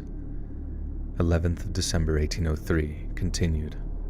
Terrible news. Mr. Andrews was discovered to be missing at 3 bells. Captain Holcomb ordered another search, and this time we found something. Mr. Andrews' glass eye was found in the stores, still sticky with his blood. The trail led below deck where Andrews' remains were discovered. It appears something had been consuming him. Armaments had been distributed throughout the crew, and I didn't think that I could see them any more frightened. But then 2 deckhands went below to clean up what remained of poor Mr. Andrews. They re-emerged moments later, claiming they'd heard something move on the hull's exterior, and when the captain entered the hold to confirm it, he heard it too. The sails have been raised, the anchor is dropped, and the crew is in the process of scouting the exterior hull for any unwanted passengers. But so far nothing had been found. Captain Holcomb is now very keen to depart the area, but some feel what plagues us is hiding upon the very ship we sail upon. 12th of December, 1803. Came ashore at the Cape of Polonio.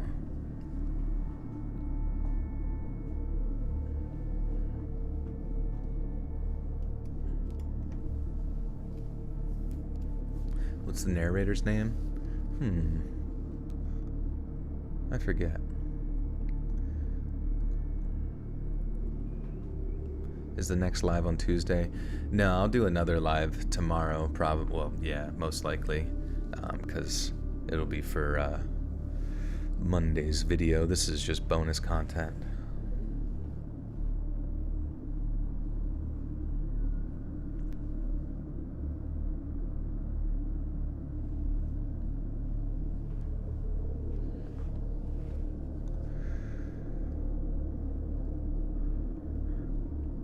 Came ashore at the Cape of Polonio.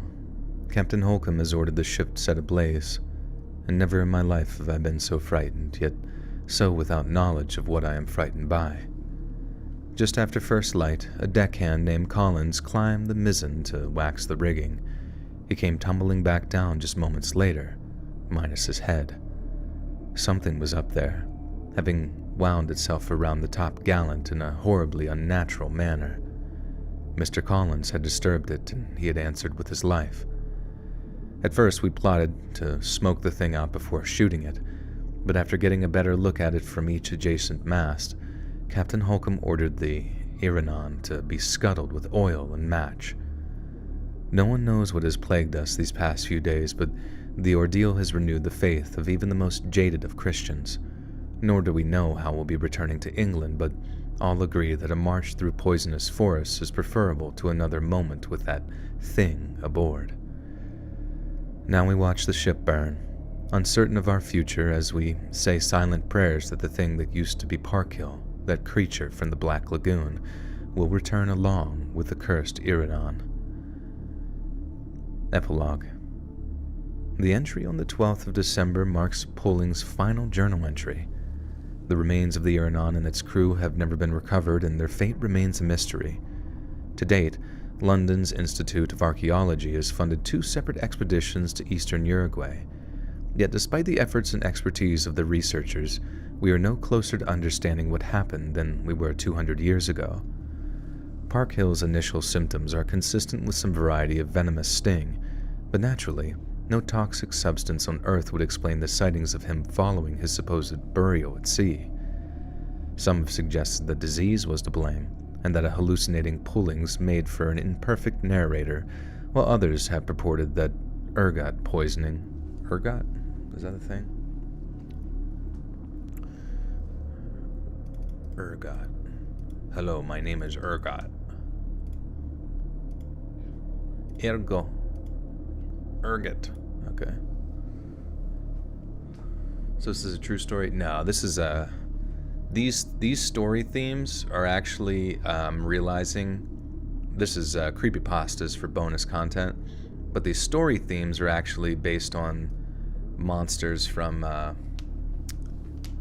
like old monster movies. So we had the werewolf, and now this is the creature from the Black Lagoon.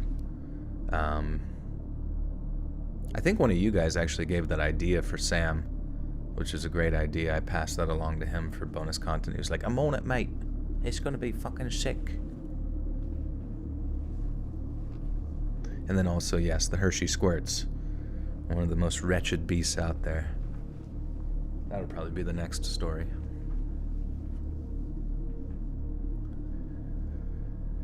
Some have suggested that disease was to blame, and that a hallucinating Pullings made for an imperfect narrator, while others have purported that ergot poisoning had affected the minds of the Iranon's crew. Yet there is another school of thought, which instead points to the lagoon as the cause of the Iranon's destruction. They believe that Pulling's final entry are not the words of a madman or those of hysteria, and that the blame lies squarely with that creature from the Black Lagoon. When's my birthday? Is going to be June 4.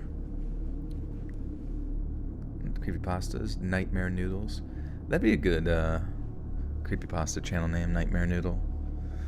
Also, I was gonna... Oh yeah, now that I remember I told you guys that I was starting a terrorist cell. No, I'm just kidding. A separate channel where it's gonna be the like individual stories as like entire videos. So like, normally you might hear like 10, 13, 7 stories on a particular thing. I am going to make just an individual, like a channel with like individual videos as the video, or individual stories as the videos, like titled as such and whatnot. And that's going to go live, I believe, on Monday. But I won't be promoting it on the channel until Wednesday, I don't think.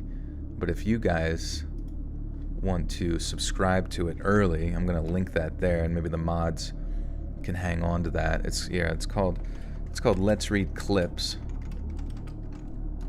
But it's kind of like, you see stuff like Joe Rogan and shit like that, where they have their individual like topics they're discussing to kind of like promo the channel and that kind of thing. But yeah, feel free to subscribe to that. Lily was the first subscriber. Let's go. That's what I'm talking about. But I figured like whenever we do release videos, it's going to be daily videos, so that's going to be cool. Let's read dips. Yeah. You can try my various flavors. 1 story per video. Joel is going to make some. Well, that's the thing. The channel is not going to immediately be monetized or anything like that. Well, it just depends. I mean, hopefully the channel does well and gets views, but there's a part of me that like can imagine it doing well after a while, but there's a part of me that also could see it like maybe just taking a long time to pop off. But I figured if I like promo it, in the way that the videos will be titled, they're a lot more like, I feel like, absorbable, where you're like, I was chased by a homeless maniac kind of thing. It's just like, and then a cool thumbnail to go along with it, and it's just a lot more. And there's going to be gameplay footage in the background too, that somebody's been recording for us. So I think it's going to have a certain like polish to it that you might not see on the channel. It's the normal channel here. You're there for the long, if you're in for the long form, it might not be your thing, which is understandable, but my hope is to use those sort of individual videos that are like 5, 7, 10, 12 minutes long, and just kind of be a way to like bring people into the longer form stuff and subsequently the podcast,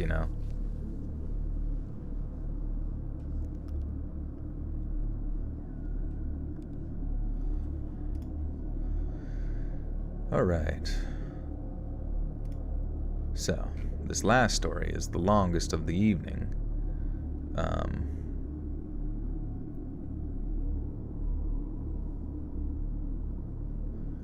But it's going to be probably pretty cool.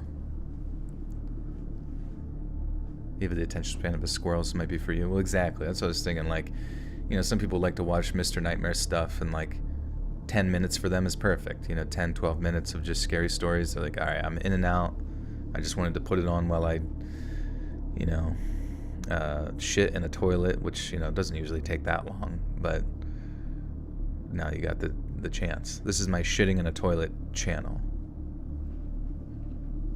You doing the same thing on your channel? Yeah, it's a cool thing. And Derek, he was in here earlier, but he's actually helping kind of like run the show there as like I'm paying him to be a manager for that process, so it's pretty sweet.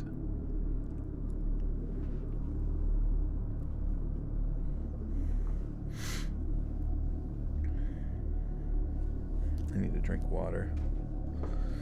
Water.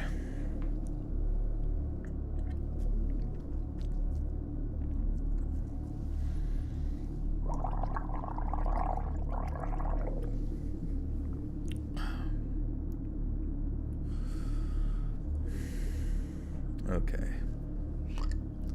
Reloop. What's the new channel called? Can't find it. Yeah, sorry.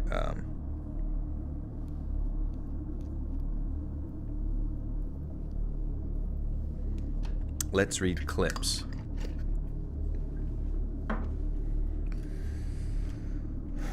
Let's read clips, and I'm gonna link it here, and hopefully maybe one of the mods can copy paste. If anybody asks, they can just copy paste that. And also the link might cut off, so copying and paste it doesn't work on your phone. No worries. Oh, you're the only mod. That's okay. I'll just keep it saved here. I'll keep it saved here somewhere, so I can just...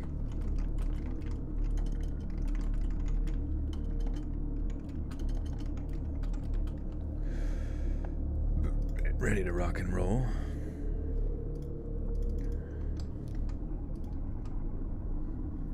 Lily with the 2 says, hope all your dreams or nightmares come true. Thank you, Lily. I appreciate you.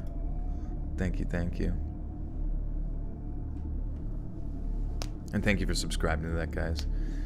You can tune a piano, but you can't tune a fish is an actual album title. Good. You think AC Repairman have OnlyFans? I hope so. Any way you can make your money in life, sometimes you just gotta do it, you know? I mean, if you think about it, like, YouTube is sort of an OnlyFans thing, you know? It's just decentralizing entertainment to like a more broad-reaching fashion, which is ingenious, really. And with OnlyFans, it's like, rather than, you know, what's her name? Fucking Riley Reid being the only one that makes porn. Hey, I get to do it too. I mean, I haven't done it, other than my butthole pictures, but the option is there.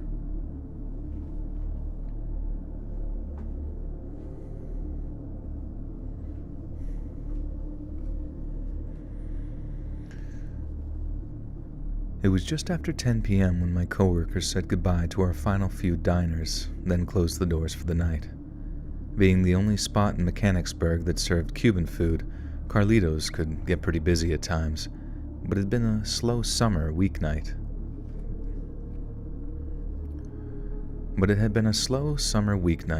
So cleanup was nice and easy. I remember flicking through the channels on the little TV behind the bar, searching for something to chill.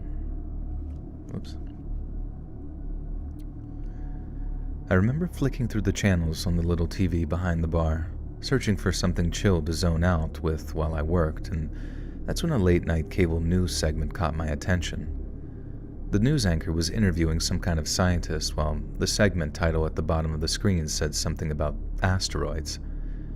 After turning up the volume, I heard the anchor describe some very distant...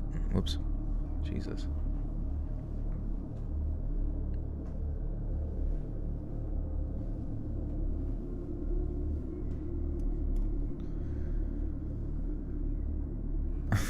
Jay, I was just kidding, Jesus Christ. But, you know, I'm kind of testing the waters. Should there be enough demand for butthole pictures? I will deeply consider it as a last resort.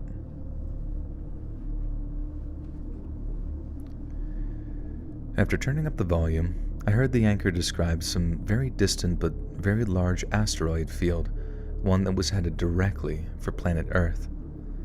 But thankfully, the scientist was quick to explain that this wasn't necessarily cause for alarm. According to him, space rocks hit Earth on a daily basis, but instead of their impacts sending us the way of the dinosaurs, they mostly just burn up in the atmosphere until they're relatively harmless pebbles of superheated rock. After a minute or two, it seemed like the segment was more of a late-night slot filler than anything really newsworthy, so I just switched over the channel, then finished up my shift with some dumb TLC show as background noise. As the days went by, more and more news outlets ran stories on a potential meteor shower. Some said the asteroid field was the size of Texas, and that if it remained on its current trajectory, they would make for the most spectacular nocturnal light show in recorded history. It was always a possibility that a few meteors might make it all the way to the Earth's surface, but most of the scientific community agreed that the meteors posed no major serious threat to human life. By that point, the prospect of a huge meteor shower had all the hype of a solar eclipse. A lot of folks were really excited about it, but for the most part, people were just indifferent. That all changed very, very quickly. The meteors were originally estimated to hit Earth's outer atmosphere in late September, but around the beginning of the month, a leaked document from the European Space Agency took the world by storm. The incoming asteroids had slowed down, not by some insignificant amount either. They had slowed down dramatically. Based on their new speed, the debris field was set to come in contact with the Earth's outer atmosphere sometime in early January, not mid-September. I remember that instant change-up in the language.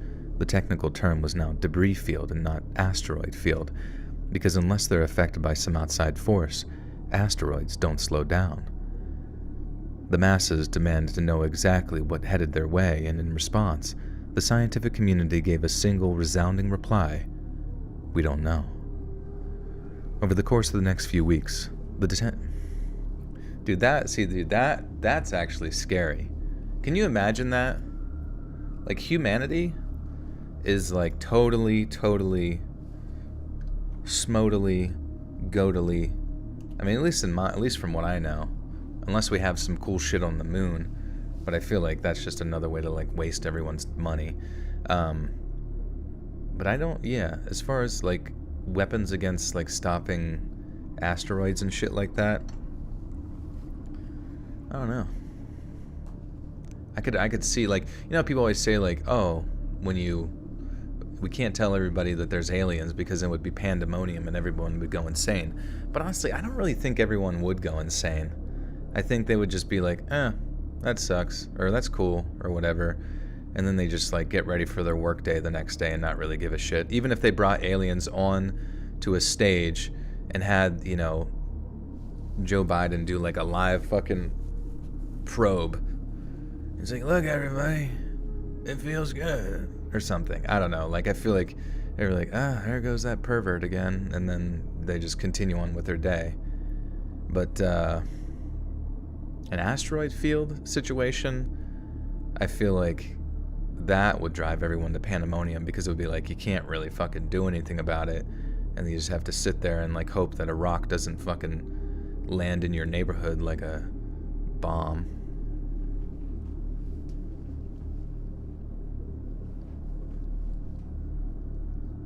Yeah, we'd all collectively say knew it and move on, because I think honestly all the movies have kind of conditioned movies and everything has kind of conditioned our mind to just being like, we know there's aliens or something,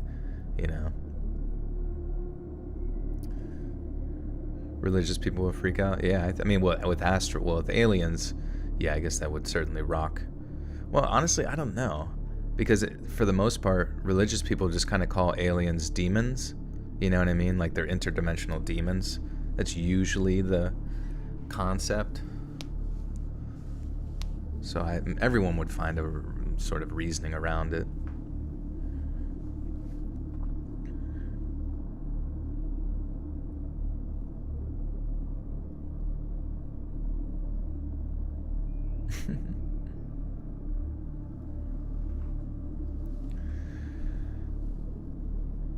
Over the course of the next few weeks,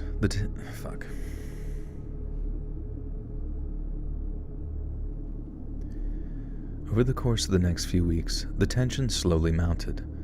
The debris field came to dominate the 24-hour news cycle, with almost every other major story being relegated to the shortest of segments. Each news channel became a revolving door of astronomers, meteoriticists?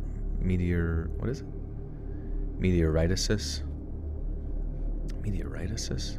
Is that a thing? A meteoriticist? A meteor racist? Oh my god. They can't be racist to meteors. That's fucked up. Is that even a word? Meteoriticist. How do scientists study meteorites? Meteoritics. Okay, please tell me this word exists. Just because it would be cool if it did. Oh, it does. A scientist involved in meteoritics. Meteoriticist. Meteoriticist is in fact a word. We found it. In some parts of the Bible, there's mention of giants and scary angels, maybe like aliens. Yeah, was it Genesis 6:4, right? That's like the popular one. Genesis 6:4. If I can find the 6 on my keyboard. Genesis 6:4 says, "It saith, there were giants in the earth in those days, and also after that, when the sons of God came unto the daughters of men, and they bare children to them. The same became mighty men which were of old, men of renown." I always thought that was an interesting, like, random, just like offhand, like, oh, by the way, the sons of God who, I don't know, supposedly are something, like some sort of creatures from God, some sort of subsidiary of God that are like spiritual beings, bared children with like found human women to be attractive and made kids with them, and then became the mighty men who were of old, men of renown. And you kind of wonder yourself, you wonder if there's any sort of like crossover in the mythology with like Greek stuff, with Hercules and the Titans, and because I remember like hearing that the Titans were like kept in or no. Well, yeah, weren't the Titans like cast somewhere? And then I remember in the Bible it talks about like angels who like were these ones that they were kept in Tartarus. It like even specifically mentions like Tartarus, like where they're waiting to be judged or whatever, kept in chains in Tartarus. And I've always thought like, with those like crossovers with like the Greek language and things like that, it makes you wonder if there's like some, not like necessarily a validity to it, because it is pretty wild shit. It's just like, crazy stuff. But at the same time, it's certainly interesting, I guess. There's giants in Celtic and Norse myths. Yeah, exactly. Yeah, it seems like there's... Who knows what the fuck? Yeah, tartar sauce. They're being kept in tartar sauce until judgment. Like, God, this is so fucking thick. I can't get out. We're stuck here.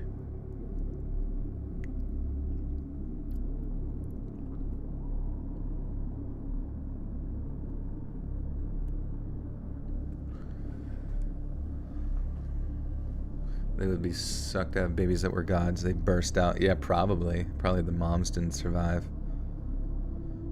Yeah, Thor. Yeah, you never know. It's just an interesting idea at the very least, Alright.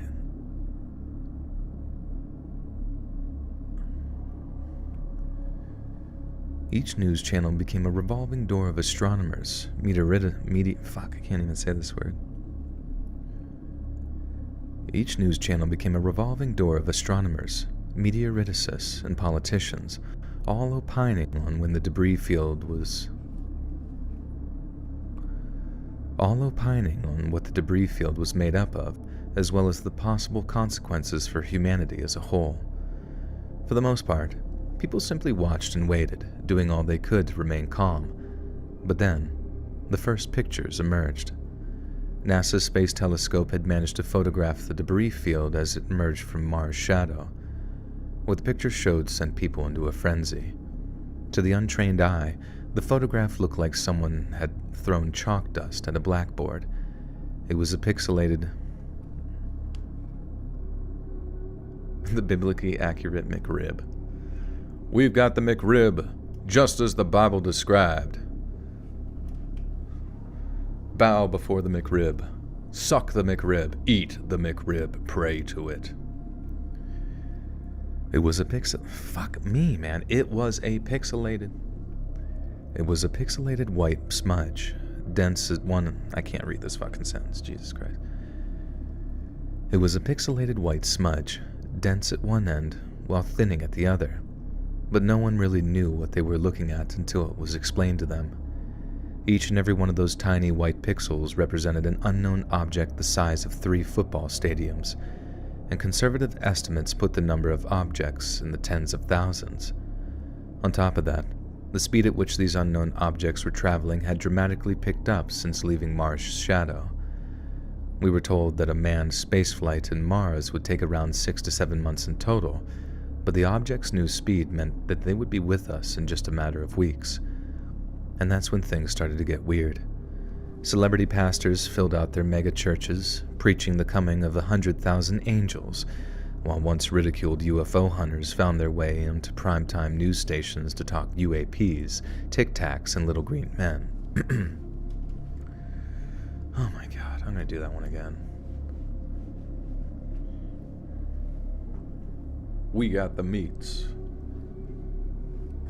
It's kind of genius, like, I really do. You've probably seen those memes for like the Big Mac or whatever, like different burgers, and like, or it was like for Burger King, it was like, you can fuck this burger, you can chop this burger's head off, you can do whatever the fuck you want to this burger here at Burger King.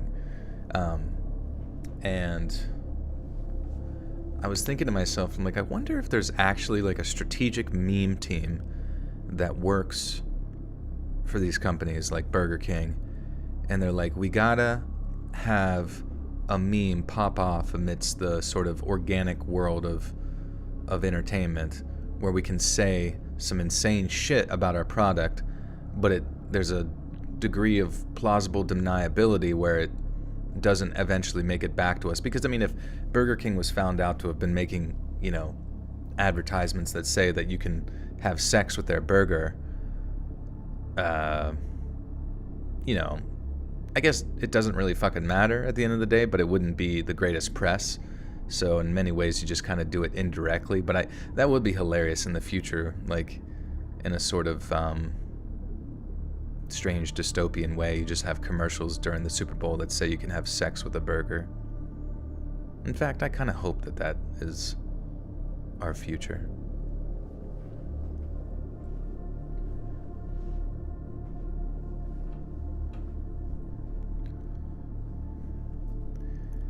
Celebrity pastors filled out their megachurches, preaching the coming of 100,000 angels, while once ridiculed UFO hunters found their way onto primetime news stations to talk UAPs, Tic Tacs, and little green men. However, since some suggested that the asteroid field may have been slowed by Mars' gravity, a lot of folks still expected nothing but a meteor shower, and bemoaned how a click-hungry media was making a mountain of a molehill. Other folks felt drastically different.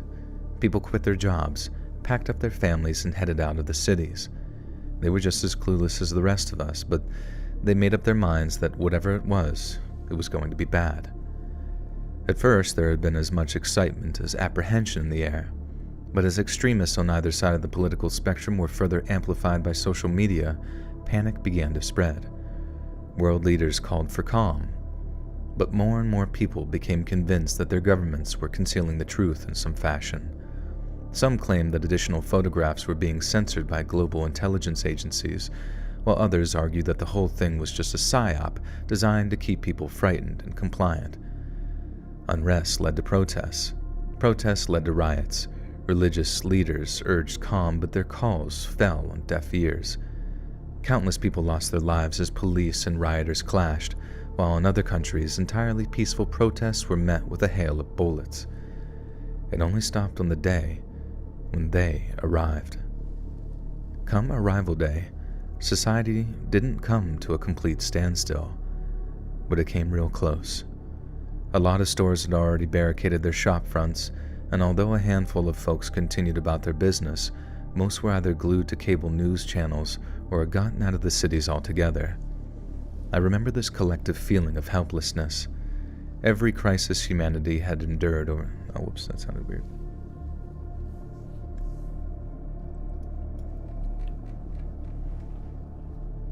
Oh my god. Wow. Burger King foot lettuce.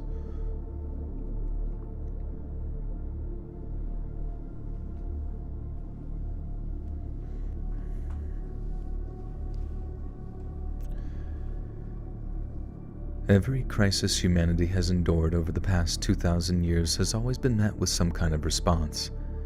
We'd created vaccines to fight off diseases, formed military alliances to combat rogue nations, and even revolutionized industry to be less harmless to the environment. But when it came to Arrival Day, all we could do was sit and wait, vulnerable and fearful of whatever fate had in store for us. The majority of real-time information came out of the International Space Station, where astronauts tracked the debris field as it steadily drew closer. At first, nothing really captured the public's imagination. It was all just numbers on speeds and sizes. But then, as the objects passed within just a few hundred miles of the space station, the first high-definition pictures were released. But when they were, humanity was left in no doubt.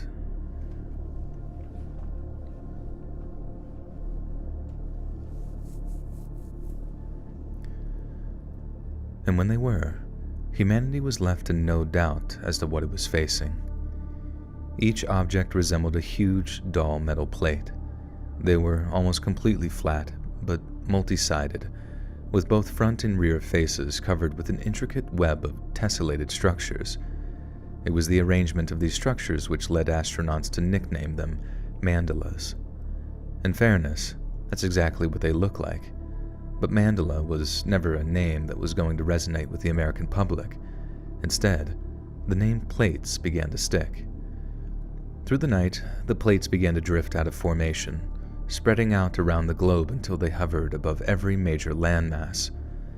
The world's militias were already in a state of high alertness, but following the release of the photographs from the... God damn it, man. Fucking squeaky throat. What's up? Welcome back to Squeaky Throat Boy channel.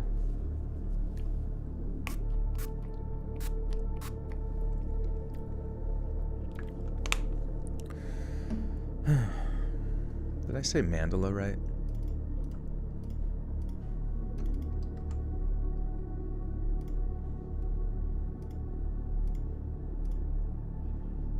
Mandala.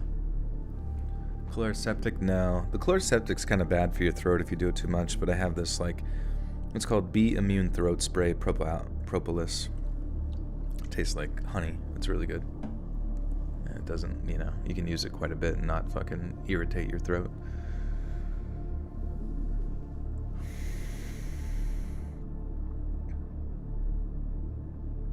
You're eating something in bed, but my wife does not approve. What am I eating?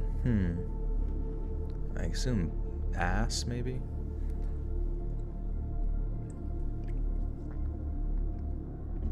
Jesus Christ is in my live stream. He's always been with us.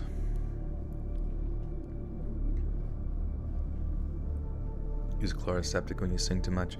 Yeah, I don't know. I used it before, but I just read somewhere that you don't want to use it too often. And the nice thing about this Be Immune spray is that it just, you can keep using it, and it's like pretty much just one ingredient, I think.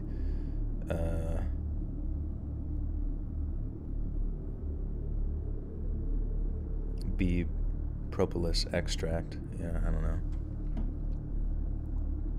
What's my favorite crypto? Like a crypto monster? Like Bigfoot, or what do you mean? Or do you mean crypto currency?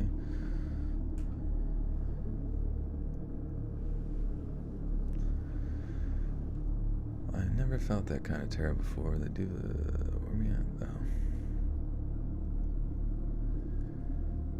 Instead, the name plates began to stick. Throughout the night, the plates began to drift out of formation, spreading out around the globe until they hovered above every major landmass. The world's militaries were already in a state of high alertness, but following the release of the photographs from the ISS, a series of full mobilizations took place. It was still dark in Mechanicsburg when folks started to emerge from their houses, and when they did, they could spot the blinking lights of fighter jet formations patrolling the night sky. But high above them, like a series of new moons had burst to life in the sky, were the plates. I've never felt that kind of terror before, like a deep biblical terror, where I realized that I was living through something truly titanic. The only question was if it meant the beginning of some exciting new chapter in the history of mankind, or the end of our story altogether. Just before dawn, the plates began to... Deep biblical terror. We've got the meats. Plates. We've got the plates. Crypto cryptids.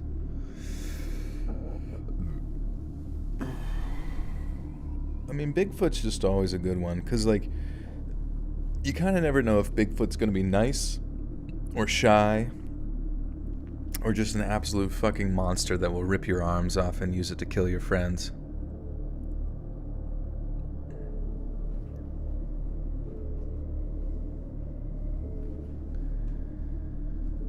Just before dawn, the plates began their descent into Earth's atmosphere. The military began cordoning off vast rural areas. The military began sectioning off vast rural areas suspected of being potential landing sites, as the plate's descent trajectory avoided all major metropolitan areas. This was encouraging in some ways, as it meant a direct attack on populated areas was less likely. But all that space meant only one thing: they intended to land. But then, once the plates reached an altitude of around 8,000... Damn it. But then, once the plates reached an altitude of around 18,000 feet, they all just stopped, and they stayed there, suspended in midair for the next few days. The Air Force conducted an in-depth analysis of the plates, and at a press conference... damn, my voice is cracking so fucking much, man.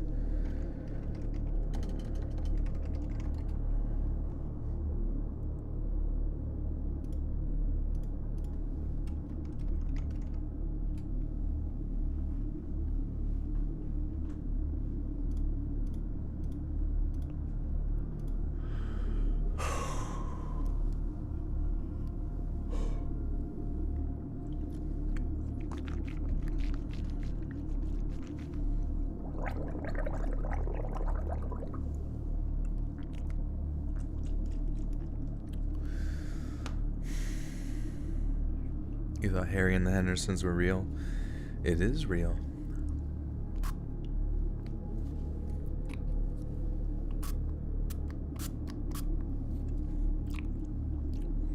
Do Big Fi listen to Lo-Fi? I hope so.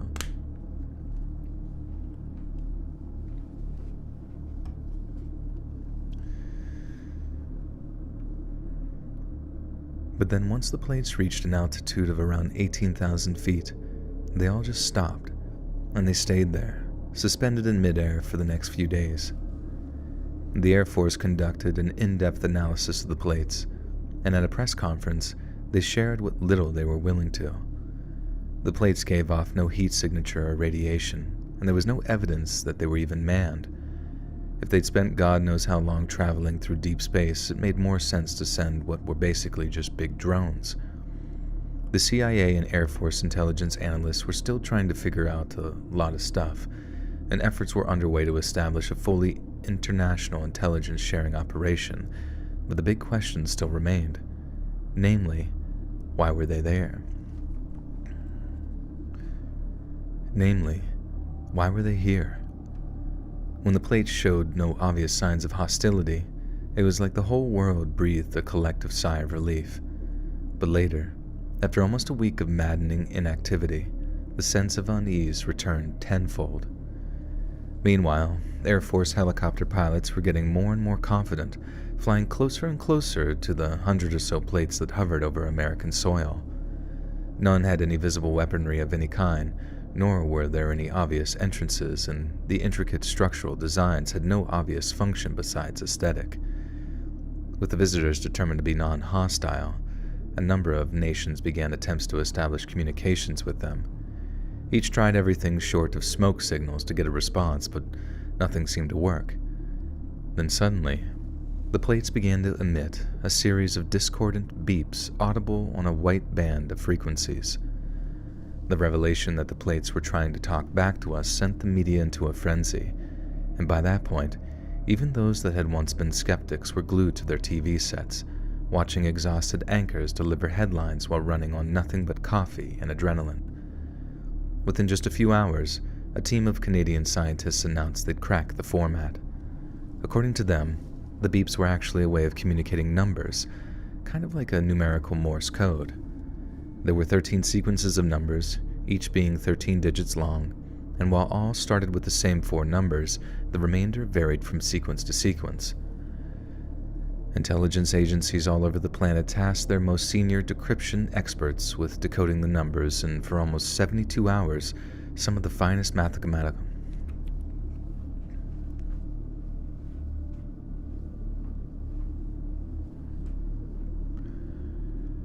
And for almost 72 hours, some of the finest mathematical minds on Earth applied the most advanced deciphering techniques known to man. But in the end, it was an intern who cracked the code, and he did it with a handful of Google searches.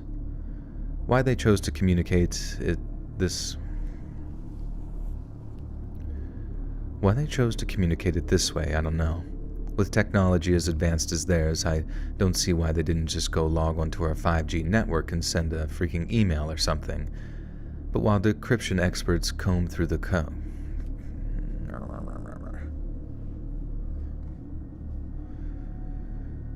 But while decryption experts combed through the codes, searching for equations or patterns, some discovered that each sequence matched the various ISBN numbers of an old philosophy book entitled Utopia. This was followed by the discovery that each of these ISBNs had been assigned to an edition of the book published during or before the year 1977, and this time, it took just seconds for them to figure out the significance. 1977 was the same year NASA launched the unmanned Voyager 1 space probe, whose mission was to explore the deepest reaches of interstellar space. NASA had always hoped that the Voyager recording devices might pick up signs of extraterrestrial life, but few ever expected something to hear us first. Only they hadn't just heard us, they responded, and they were apparently responding with the offer of utopia. I didn't think ting bong ching. Oh, fuck. Hocking Hills, Ohio. Apparently it's the home of Bigfoot. Didn't find out until after I got there. Until you were, in Bigfoot's cave. Gonna do an impression? Your choice. Alright, I'll do Bigfoot.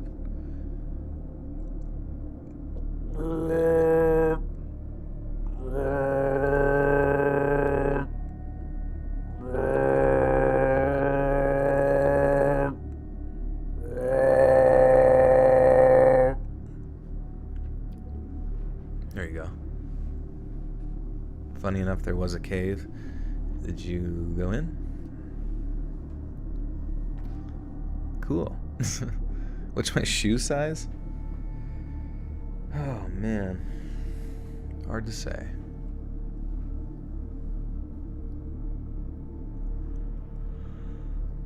Is Chewbacca a Bigfoot? Honestly, maybe. Maybe that's where they got the fucking idea.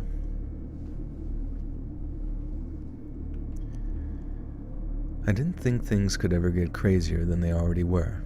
Not without some kind of full-scale interplanet. Damn, dude, there's so many big words. I didn't think things could get any crazier than they already were. Not without some kind of full-scale interplanetary conflict. But somehow, they did. And it all came down to that word, utopia. Were the visitors going to provide us with the means of transforming the planet into an earthly paradise, or did they plan on taking us someplace else?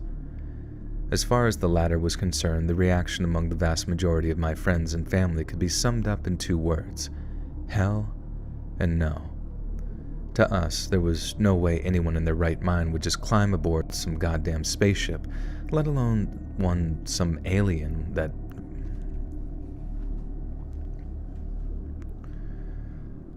To us, there's no way anyone in their right mind would just climb aboard some goddamn spaceship, let alone an alien appeared. What is this fucking sentence? Let alone some alien one that appeared out of... Let alone some alien that appeared... What? What does that say? Sorry. Let alone some alien that appeared out of... Maybe from some alien? Papa, acknowledge me. To us, there was no way anyone in their right mind would just climb aboard some goddamn spaceship, let alone one that some alien had sent. And I don't know. I have to rewrite this. This is so fucking annoying. It's just like blowing my fucking brain every time I get to it. Like, I think I'm gonna do it right, and then I just like have to fucking write it. To us, there was no way anyone in their right mind would just climb aboard some goddamn spaceship, let alone some alien. Okay, here we go. Let alone from some alien, there we go, that appeared out of nowhere. I don't know why that fucking blew my brain. Some goddamn spaceship. Jesus Christ. We did it. To us, there was no way anyone in their right mind would just climb aboard some goddamn spaceship, let alone one from some alien that appeared out of nowhere. There we go. Got it. It's just like it was like missing a word, but then took a word from before and put it after, and it just like I just couldn't. Like, sometimes I can adjust things on the fly, but that one just made me feel like a little pile of stink. I smell toast again, yeah. It's delicious. Very buttery and sweet.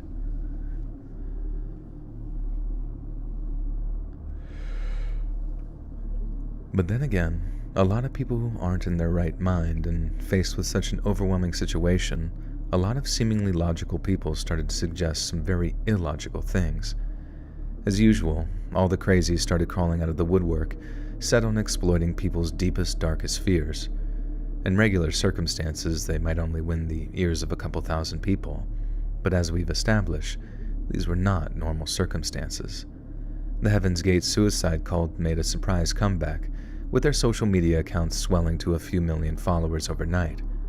They were joined in spirit by other radical evangelicals who rallied the faithful to embrace the end of days.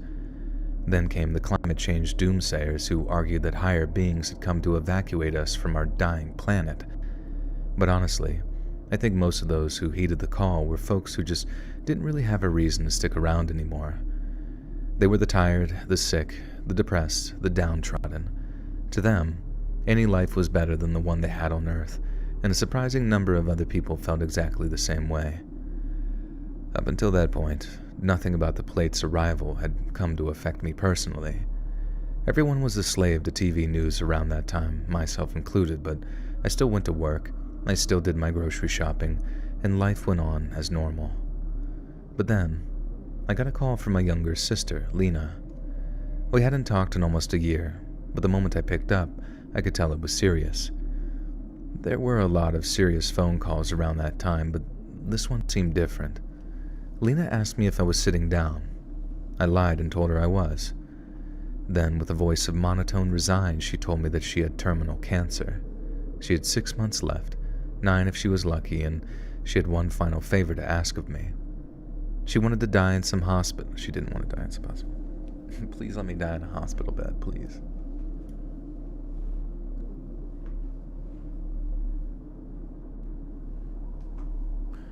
Heaven's Gate happened the same year Gianni Versace was murdered. Never heard of it. Is he actually reading live? I am, yes. Welcome to the party. I'm gonna punch a hole in the wall. Yeah, probably. Yeah.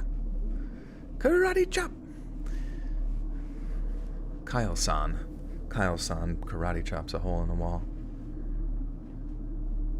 Call dibs on my groin flesh. What are you talking about? Why are you guys selling my parts all of a sudden? You can't have it. I'm like still alive, like beep, beep. It just like bursts in the room. His groin flesh. He promised me his groin flesh. Security. Security, what the fuck is this guy doing? Allison L with the 5 says, happy Saturday night, everyone. Hope everyone is having a good weekend. Thank you, Allison. Good to see you. What can we have? Like, if we can't have his groin flesh, what can we have? When he's dead. Everyone just wants me dead so bad for my parts. You guys better use every part of me, from tail to snout. Not a single ounce of me better go unused.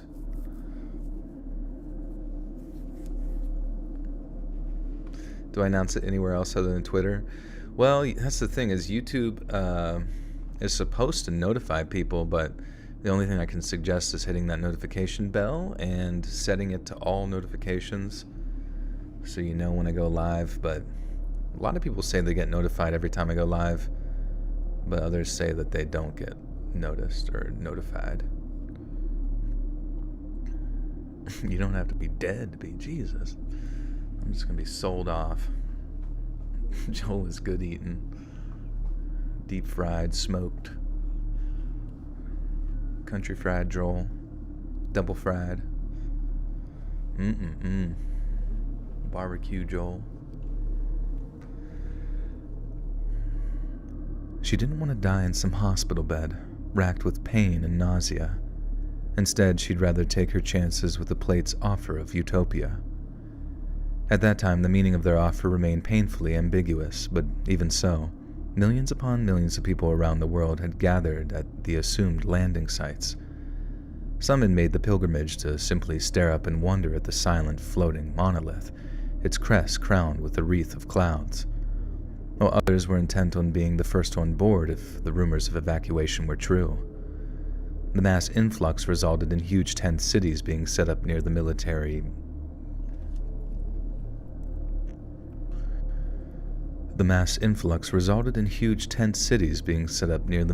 zones surrounding each plate, and the different factions, if you can call them that, didn't always get along.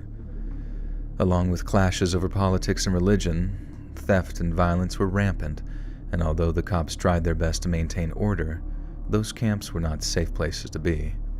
I didn't want Lena going within a mile of one, but she'd always been the kind of girl to go her own way, no matter what anyone else had to say about it.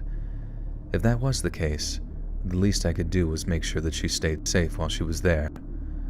We drove up to the flatlands near Lake Erie in mid-November, the site of the nearest plate. Lena had sworn to me secrecy. Even with terminal cancer, certain family members would go to ends of the earth to stop her climbing aboard some alien spaceship. There were periods during the drive where I actually felt contempt for her. She got to just check out, whereas I had to live with the memory and the consequences of having aided her. At one point, the feelings got so intense that I almost turned the car around, but then I remembered looking over at her, asleep in the passenger seat, and when I thought of how much she trusted me, how much she had invested in me. Whoops, that sounded weird. Joel Pot Pie, Joel a la mode, Joel and the Barbie, Joel Biscuits and Gravy. Wait till you try Joel's hooves. Can you please growl, "Shut up, Xena"? Shut up, Xena.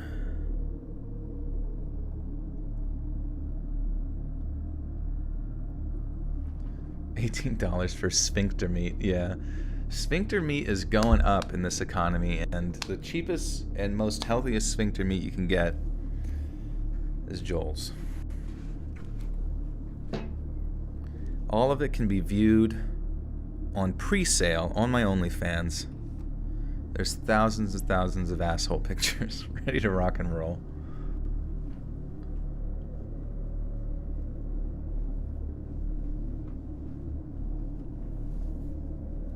Joel's giblets.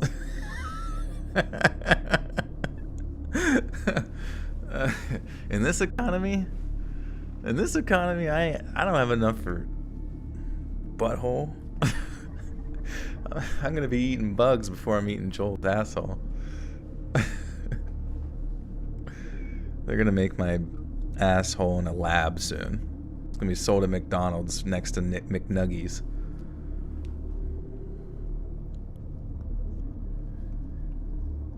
But then I remembered looking over at her, asleep in the passenger seat, and when I thought of how much trust she'd vested in me, I knew I couldn't let her down.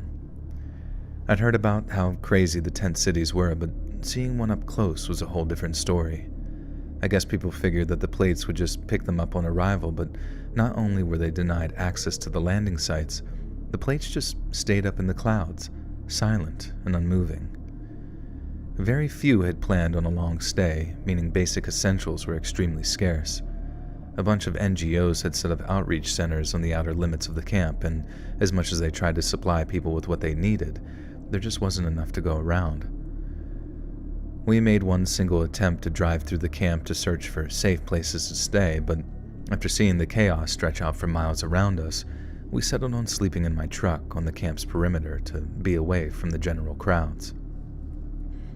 On the drive out of the camp center, haggard-looking campers began begging us for supplies. I just kept apologizing, saying that we had nothing to spare, but as the crowd grew, their begs turned to demands.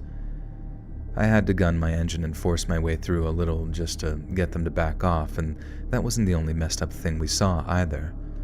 Lots of people were quite clearly on drugs, and at one point, we saw a person dragging a heavy-looking sleeping bag behind them.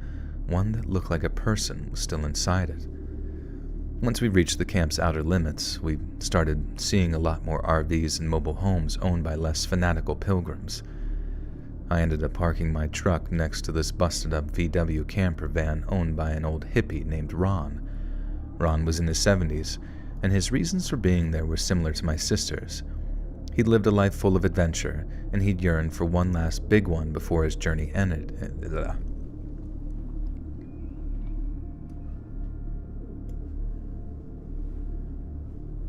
Save Joel's ears for dried dog chews. Dogs love my ears. Sometimes they don't even eat it, they just give it a lick. Joel jerky. Have any pets? Yep, I got my kitty, Pradeep. He's not here right now, but he is. Probably will make an appearance at some point when he does his rounds.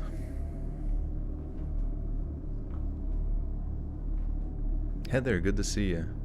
If your pet could talk, what would its voice be? My Roddy would sound like Patrick from SpongeBob. Hey guys. Pradeep would. What the hell? What the fuck is this bullshit?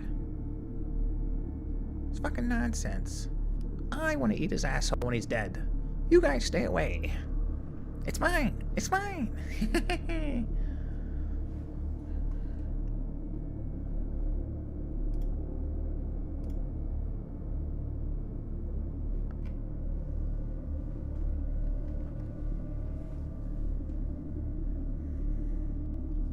Bonky Kong.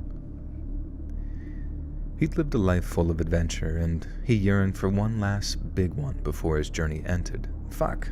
Why can't I say this? He'd lived a life full of adventure, and he yearned for one last big one before his journey ended. Why can't I say that? He'd lived a life full of adventure, and he yearned for one last big one before his journey ended. We stayed there for about a week, followed the latest news, and watching the chaos unfold out near the military sectioned. Let me find another fucking word for that.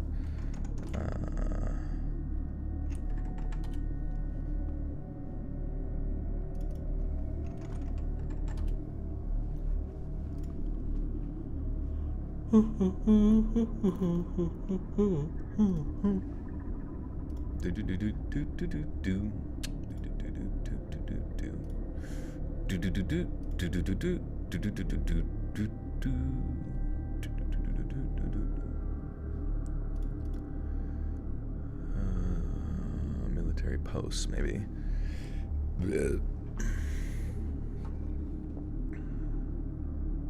Go down a crazy rabbit hole of alien encounters. Watch Love and Saucers. Is that a YouTube channel or is that like a show? We stayed there for about a week, following the latest news and watching the chaos unfold out near the military posts. In daylight, you could see all the military helicopters circling the plate in their dozens, while the darkness revealed all the fires dotted around the camps. Small ones mostly, but the occasional big one when someone fell asleep with their camp stove on. There were already an air of doubt that the plate intended to take anyone away, but after having been camped out there for a few weeks, people were starting to grow restless. We heard rumors that a group was planning to attack military encampment in an attempt to break through the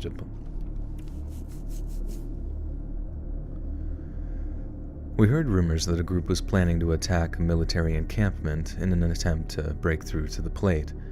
They figured if they could get a little closer, something might actually happen, and they didn't seem to care who got hurt in the process. I knew that there were people crazy enough to do it, but thankfully it didn't have to come to that, because one night the faithful were vindicated, and the plates descended on Earth. The night times in camp were never completely silent.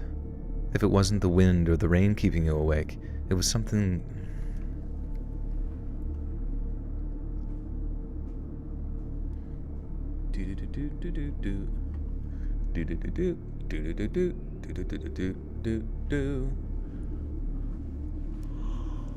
I hear the bonkins out like Oprah hands out money.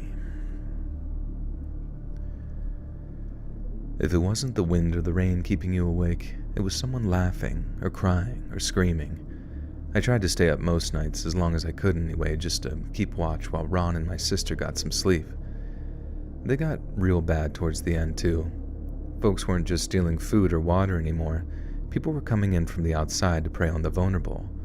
So when I heard a bunch of people shouting, I figured it was just another fight or robbery.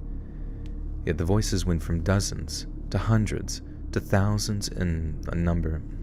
God damn it, man. Oh my God. Oh my God. Yeah, the voices went from dozens to hundreds to thousands in number in just a matter of seconds, and through the buzz of activity I heard shouts of, "It's landing! It's landing!" In the darkness you could see all these flashlights coming to life as people emerged from their shelters and headed to the sectioned off area. And when I returned to the truck, Ron and Lena were awake and they asked what people were shouting was true. When I returned to the truck, Ron and Lena were awake and they asked if what people were shouting was true. Ron said that there had been false alarms, Jesus Christ. False alarms. I don't know why I can't just mix the fucking words together appropriate, or I mix the words together but just actually pronounce them. Just got home from work, Mary. Well, welcome Shalom. Shalom, welcome home. Ron said that there had been false alarms in the past and people had been injured or detained when they rushed the soldiers guarding the area. Fuck me, man, fuck me. Ron said that there had been false alarms in the past and people had been injured or detained when they rushed the soldiers guarding the area before. I was faced with a difficult choice: sit out the rush and risk losing Lena her spot, or join the crush and risk everything. Within seconds, I had my answer. Thousands cried out in unison as the plate was suddenly caught in the military spotlights. It was indeed descending to Earth, and it was doing so in complete silence. I looked at Lena, hoping she'd change her mind at the moment of truth, but she didn't. She just kept her eyes on the gargantuan alien spaceship that slowly drifted downward and told us it was time to go. Ron offered to watch her for me, so that our final goodbye didn't have to be some mad rush of crazies all vying to be the first aboard.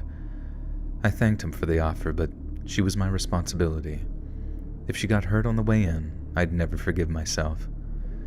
By the time we reached the military sectioned area, I gotta get a new fucking word for that. What the fuck is this word? Military...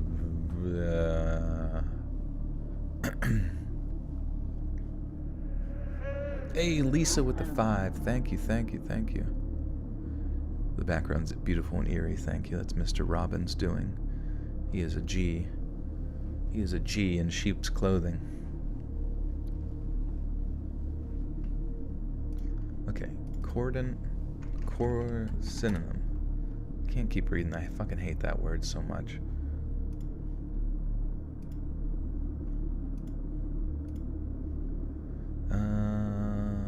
Come on, how?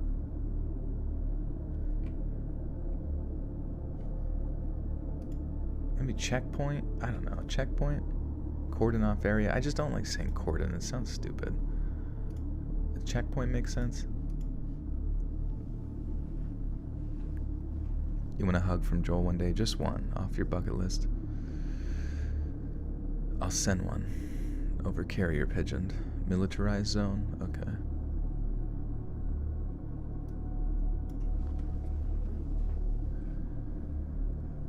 By the time we reached the military checkpoint, the plate looked like it was hovering just feet from the ground. The official policy of the U.S. government was to advise people against boarding the craft, but the White House press secretary rolled out the use of lethal force against those who wished to. Without an idea of the plate's intentions, the soldiers refused to let anyone pass, but right as the tension reached a boiling point, another great gasp rose out from the crowd as the lowest section of the plate slid open and a long, metallic-looking ramp extended from the gap. Before the soldiers could even decide what to do, people just swarmed them, and within seconds, thousands of people were running across the open field towards the ramp. What followed was the most excruciatingly heartbreaking moment of my life. I had to say goodbye to my baby sister, forever. There were tears, lots of them, and I didn't so much hug her as just not allow her to leave for a few minutes. In the end, Ron put a hand on my shoulder and told me that it was time to go. As I watched, Ron and my sister walked off towards the ramp. I realized I wasn't the only one who'd said goodbye to someone that night. There must have been hundreds of other people there, all watching the tide of people advancing steadily towards the plate's open maw. It was surreal in the extreme, but the insanity of it all was overshadowed by the raw emotion of saying goodbye to people they loved, kids they'd raised, siblings they'd grown up with. I resigned myself to sitting on a low-rise that lay inside the military section.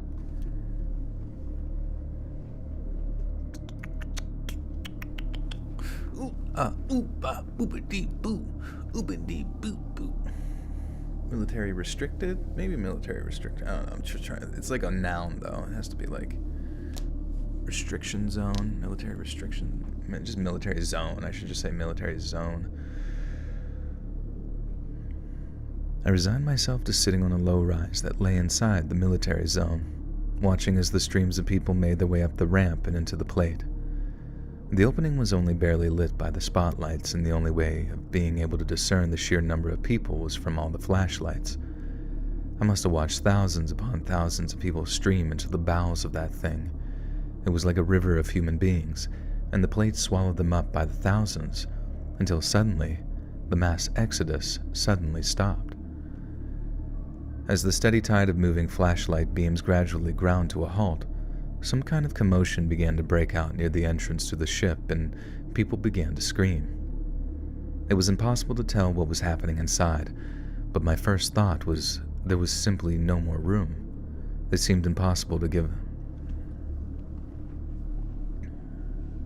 Lynn, going to bed, nighty night. Take care. Kara.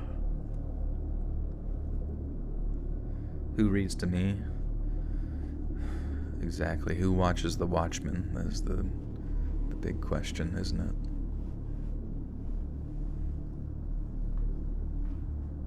God, I'm hungry. After this, I'm going to eat a lot of food, I think. It's Saturday, baby. It's food eating day.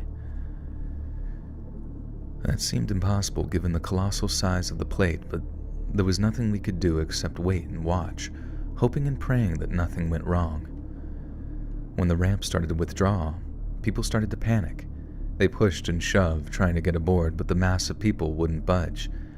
They fell as one giant mass of screams and tangled limbs, and in their panic, they climbed on top of each other in their attempts to escape. The result was a massive crushing, so dense and terror-stricken that countless people were just suffocated and destroyed. Then, just as silently as it... Come out! Daylight savings tonight? Really? Do we go forward? Oh shit, man. We finally get another hour of light. Let's fucking go, baby! When's that start? Daylight savings time 2023. Spring forward impact. Who gives a shit? How does spring forward impact our health? Hey, how about you shut the fuck up? How about that? And just tell me what I want to know. Right, internet? Right? Let's rise up and we will fight against these Yahoo News article writers. Enough fluff pieces. We want the answers.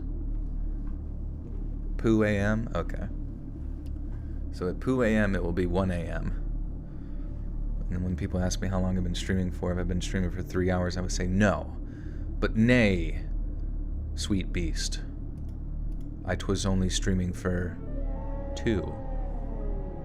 Hey, holy shit. Paul with the big 20 buckaroo says, just got home from a rave. It's 7:30 a.m. for me. Thanks for helping me get rid of my tinnitus and falling. You got rid of your tinnitus with my videos? Is that true? Is that actually true?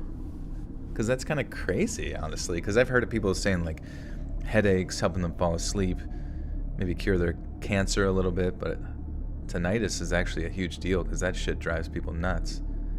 And if it's 7:30, I assume you're probably in the UK or maybe in Spain or something like that. But I hope you had fun. Hope you didn't take too many drugs. You have tinnitus too, that's why you watch my videos. Oh. I was gonna say, yeah, I don't think tinnitus is curable, but I guess if it drowns out the sound, then maybe it helps a little bit.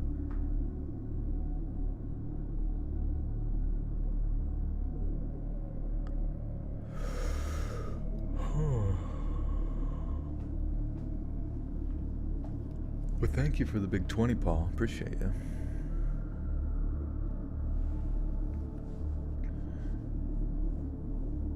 Central Europe. Okay, cool. My voice cures your mental illness. Good. Let's get rid of those.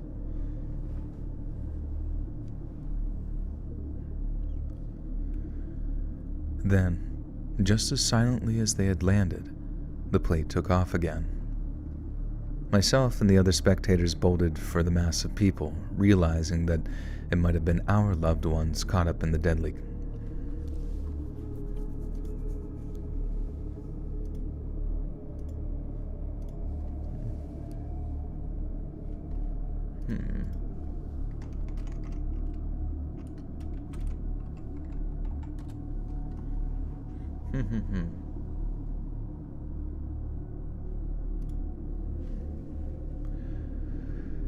Myself and the other spectators bolted for the mass of people, realizing that it might have been our loved ones caught up in the deadly chaos.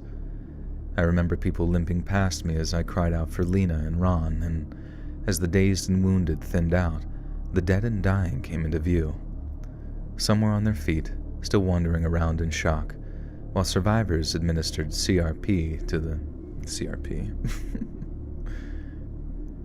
Some were on their feet, still wandering around in shock, while survivors administered CPR to the not-so-fortunate. But in some places, the dead were quite literally piled high. I waited. What? Wait.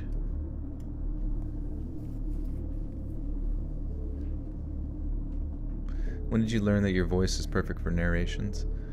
Honestly, just trying it, I didn't even think that, when I first started that it would be as successful as it was, but I tried it and I sort of, evolved my storytelling style.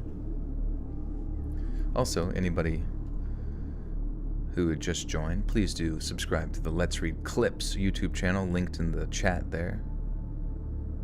I'm going to have a Clips channel where it's individual stories releasing as individual videos on the Let's Read Clips YouTube channel.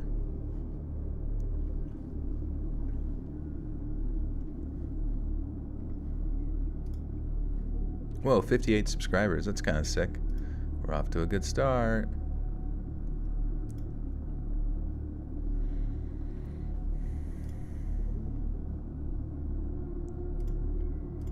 Let's see.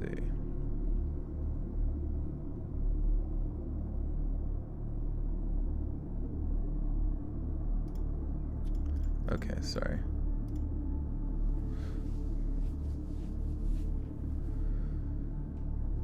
You like how I changed my tone to match the story is talking about? It really keeps captivating. I never get bored. Oh, that's good. Yeah, I appreciate that. I guess that's something that I do that I sometimes don't pick up on. It's sort of an unconscious sort of experience where I'm almost not necessarily reading it, but just like really trying to experience the story in my head as I'm reading it, kind of cold read. You sub for sandwiches. Dude, a big sub would be so fucking good right now. Holy crap. Oh, don't really have tinnitus, just a temporary ringing from the loud music. Oh, yeah, dude. Fucking hell.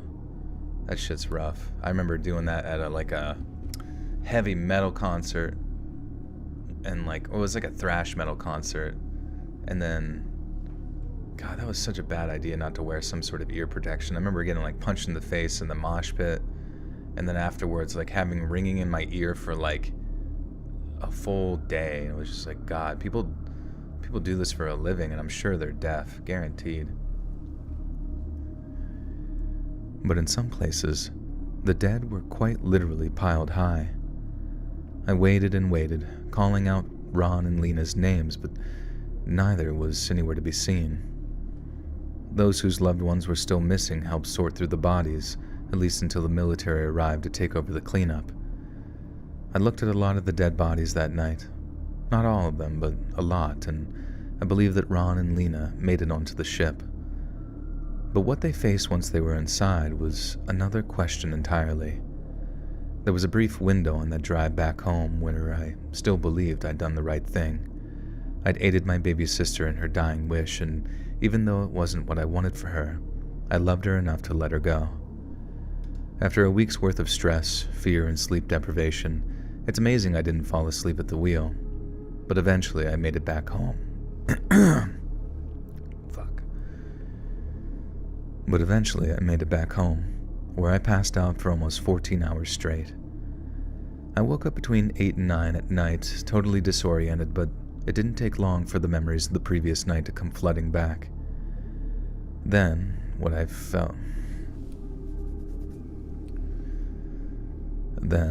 felt like the 1000th time that year. God damn it, man. I'm tired. This story's long as fuck.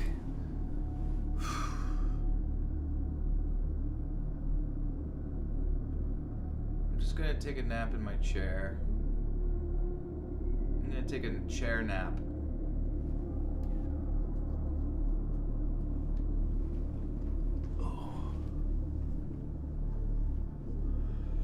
Okay, I'm awake.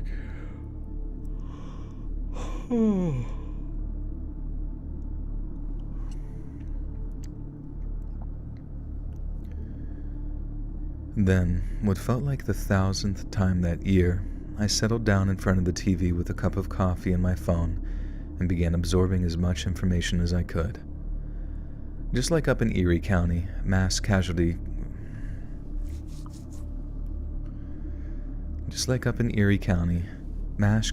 events had occurred at almost every landing site across the globe.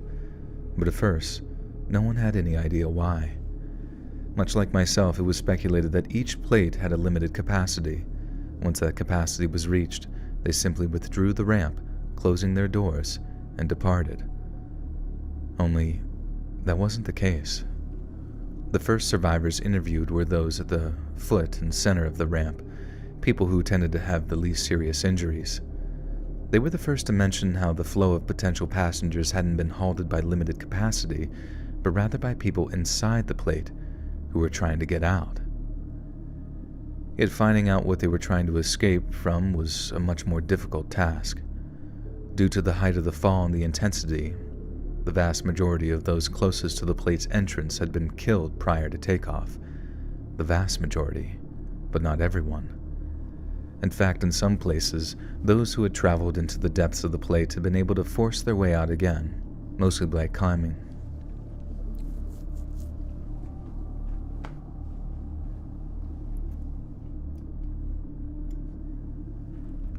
We chair nap. Me and the homies always be chair napping.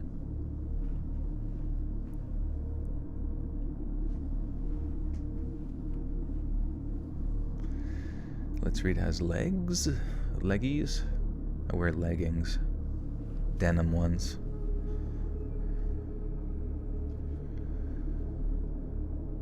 In fact, in some places, those who traveled into the depths of the plate have been... Wait, the vast majority, but not everyone. Is that where I'm at?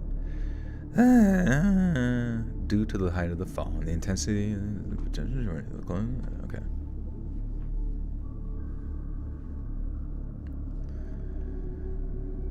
In fact, in some places, those who had traveled into the depths of the plate have been able to force their way out again, mostly by climbing over the bodies of...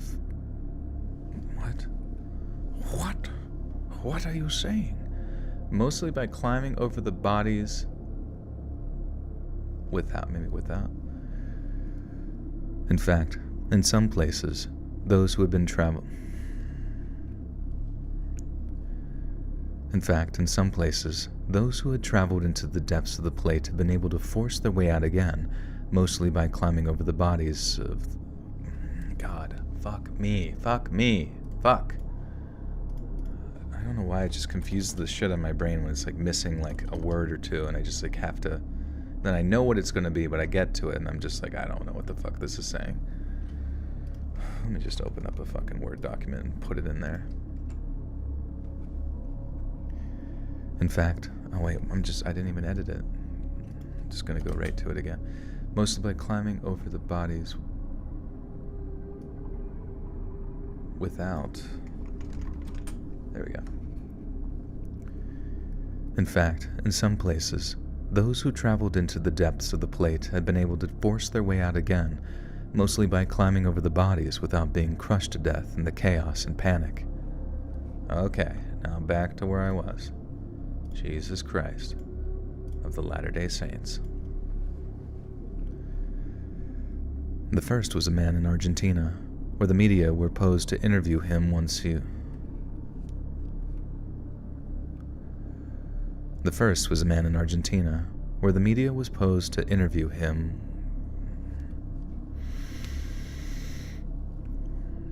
The first was a man... I don't want to read this shit anymore. Oh my fucking god. I'm gonna die. I want to play... Let's just play video games. You guys want to play... What video game should I play? Where you don't have to fucking, like... Where all the sugar juice isn't drained out of your fucking brain.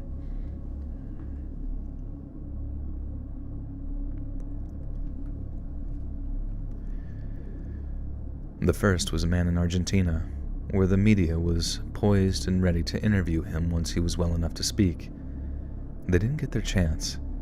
The man bit into his own wrists while nurses had their backs turned, and due to him being kept in medical isolation, no one noticed until it was too late.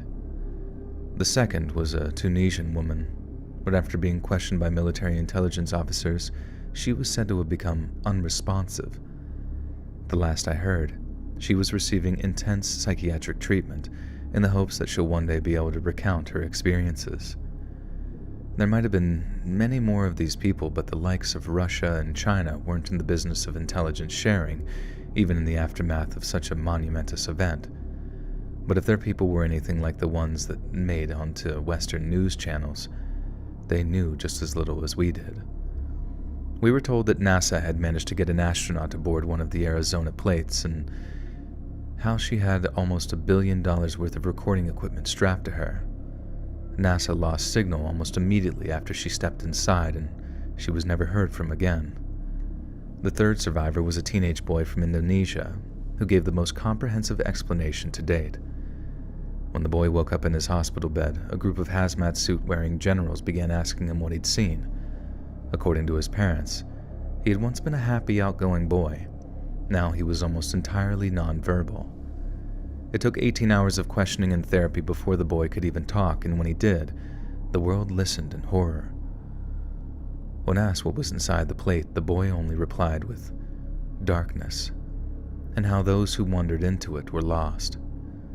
The boy said he could hear screams coming from the darkness, screams of fear, screams of pain, but something else too, skittering so large and inhuman that it almost scared him to death. After that, his memory seemed to fail him altogether. As time went on, more and more of the interviewed survivors would talk of something in the darkness, and how even their flashlights couldn't seem to penetrate the inky void. No one could be categorically sure of what happened to those who made it inside, but one thing was clear. It was nobody's idea of utopia. It was estimated that up to 100 million people departed the planet. 100 million? Holy shit. That's a lot of people.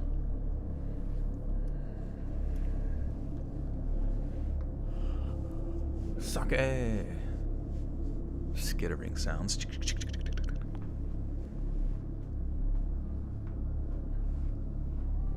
Ram Ranch Simulator. It really rocks. It really, really rocks.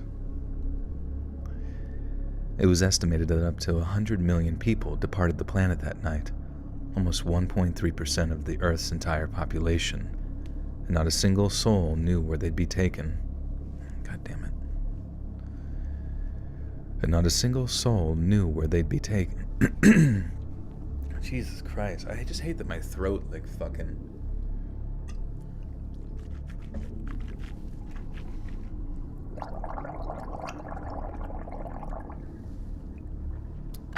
Ranch it up. Ranch it up.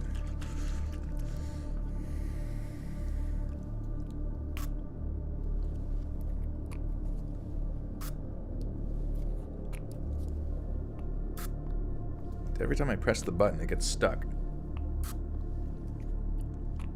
Oh. Your doggo is snoring like Shrek. He thanks you. Aw. Sweet little pupper.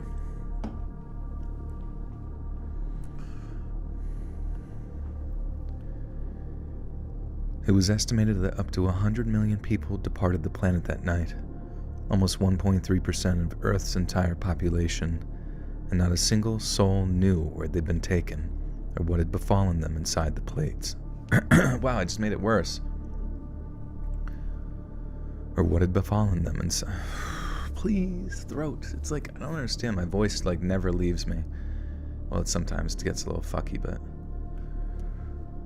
Or what had befallen them inside the plates. On the drive back home, I told myself that Lena and Ron were okay, that they'd made it to utopia, and that I'd done the right thing. But I don't believe that anymore. I want to, but I can't. I understand that the plate's method of deep space transportation may have been beyond our imagining, and that our collective fears might well be derived from that unknown. But then I pictured Lena, alone in the darkness, spending her final few moments gripped by a terror I can't even comprehend. People had once hoped that the plates would help us make a better world, but they left us weak, dazed, and heartbroken. I'm as good as dead to those I kept Lena's secret from. And at nights I find myself gazing up at the lights in the sky, hoping that one day they'll come back for me, too.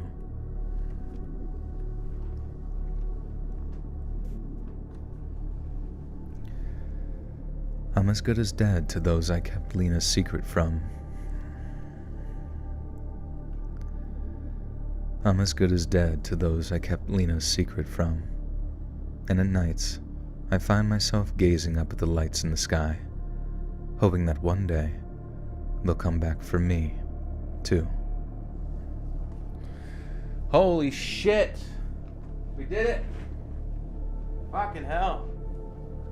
That story took a long ass time. I don't know why I'm like almost like happier to read like 10 short ones as opposed to like longer ones. There's something about the long ones that just get in my belly and my head.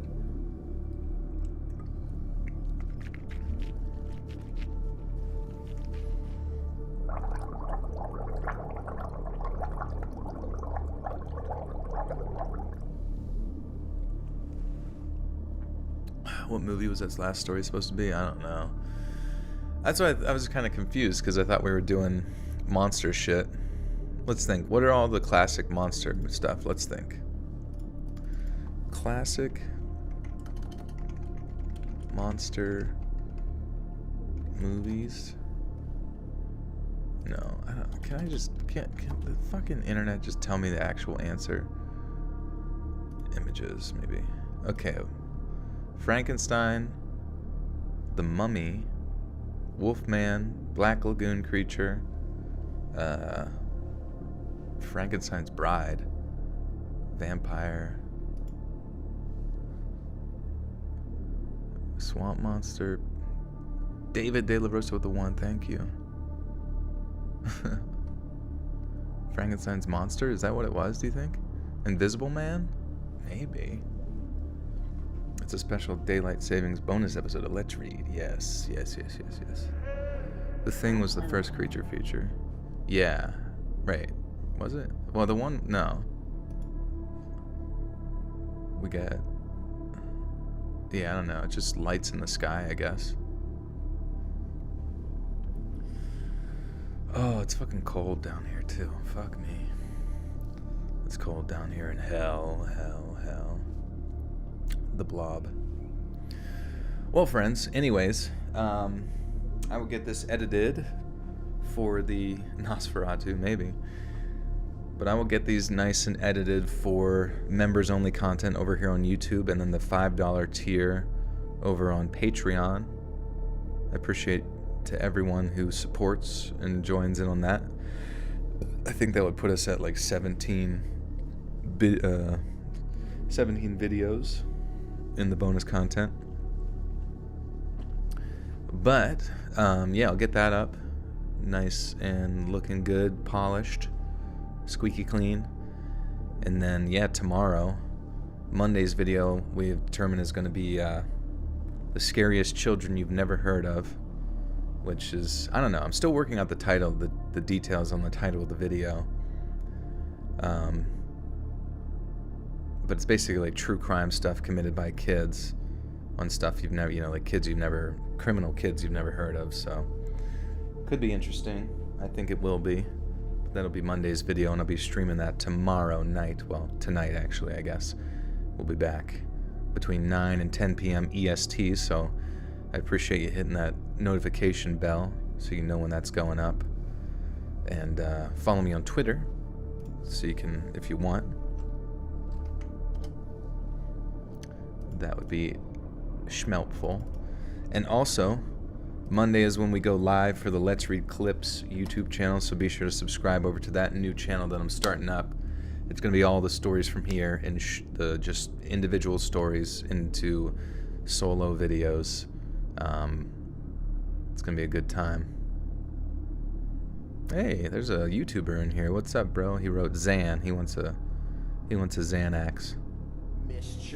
I like going on YouTubers' channels midstream and roasting them. No, I'm not gonna roast you. I'm just kidding. But I like to look at people's stuff. Dinosov Games.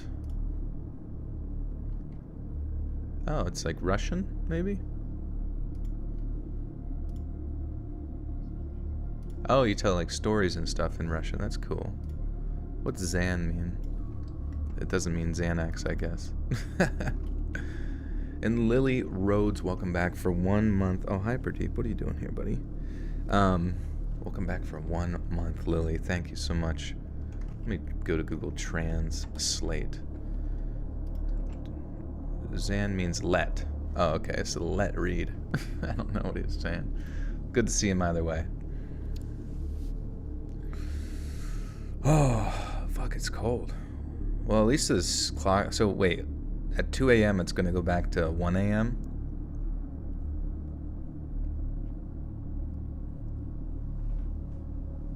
I know, climbing into random spaceships, like climbing into a... It's like climbing into a random glory hole. You do not know who you're going to get sucking until you feel the stubble. And you get scared and run away. But it may have already taken off... Bitten off a little bit more than you can chew. Bitten off more than it can suck. Alright, friends. Thank you again. I will be back here soon. Quick turnaround, but we'll get right back to it. I'll see you tonight, okay? So follow me on all the social medias. I appreciate you. I'm going to go get some food, get some rest, and I'll be back. Much love to you. Hope you have a great rest of your Saturday, wherever you are in the world, or Sunday. And I'll see you soon. Bye-bye.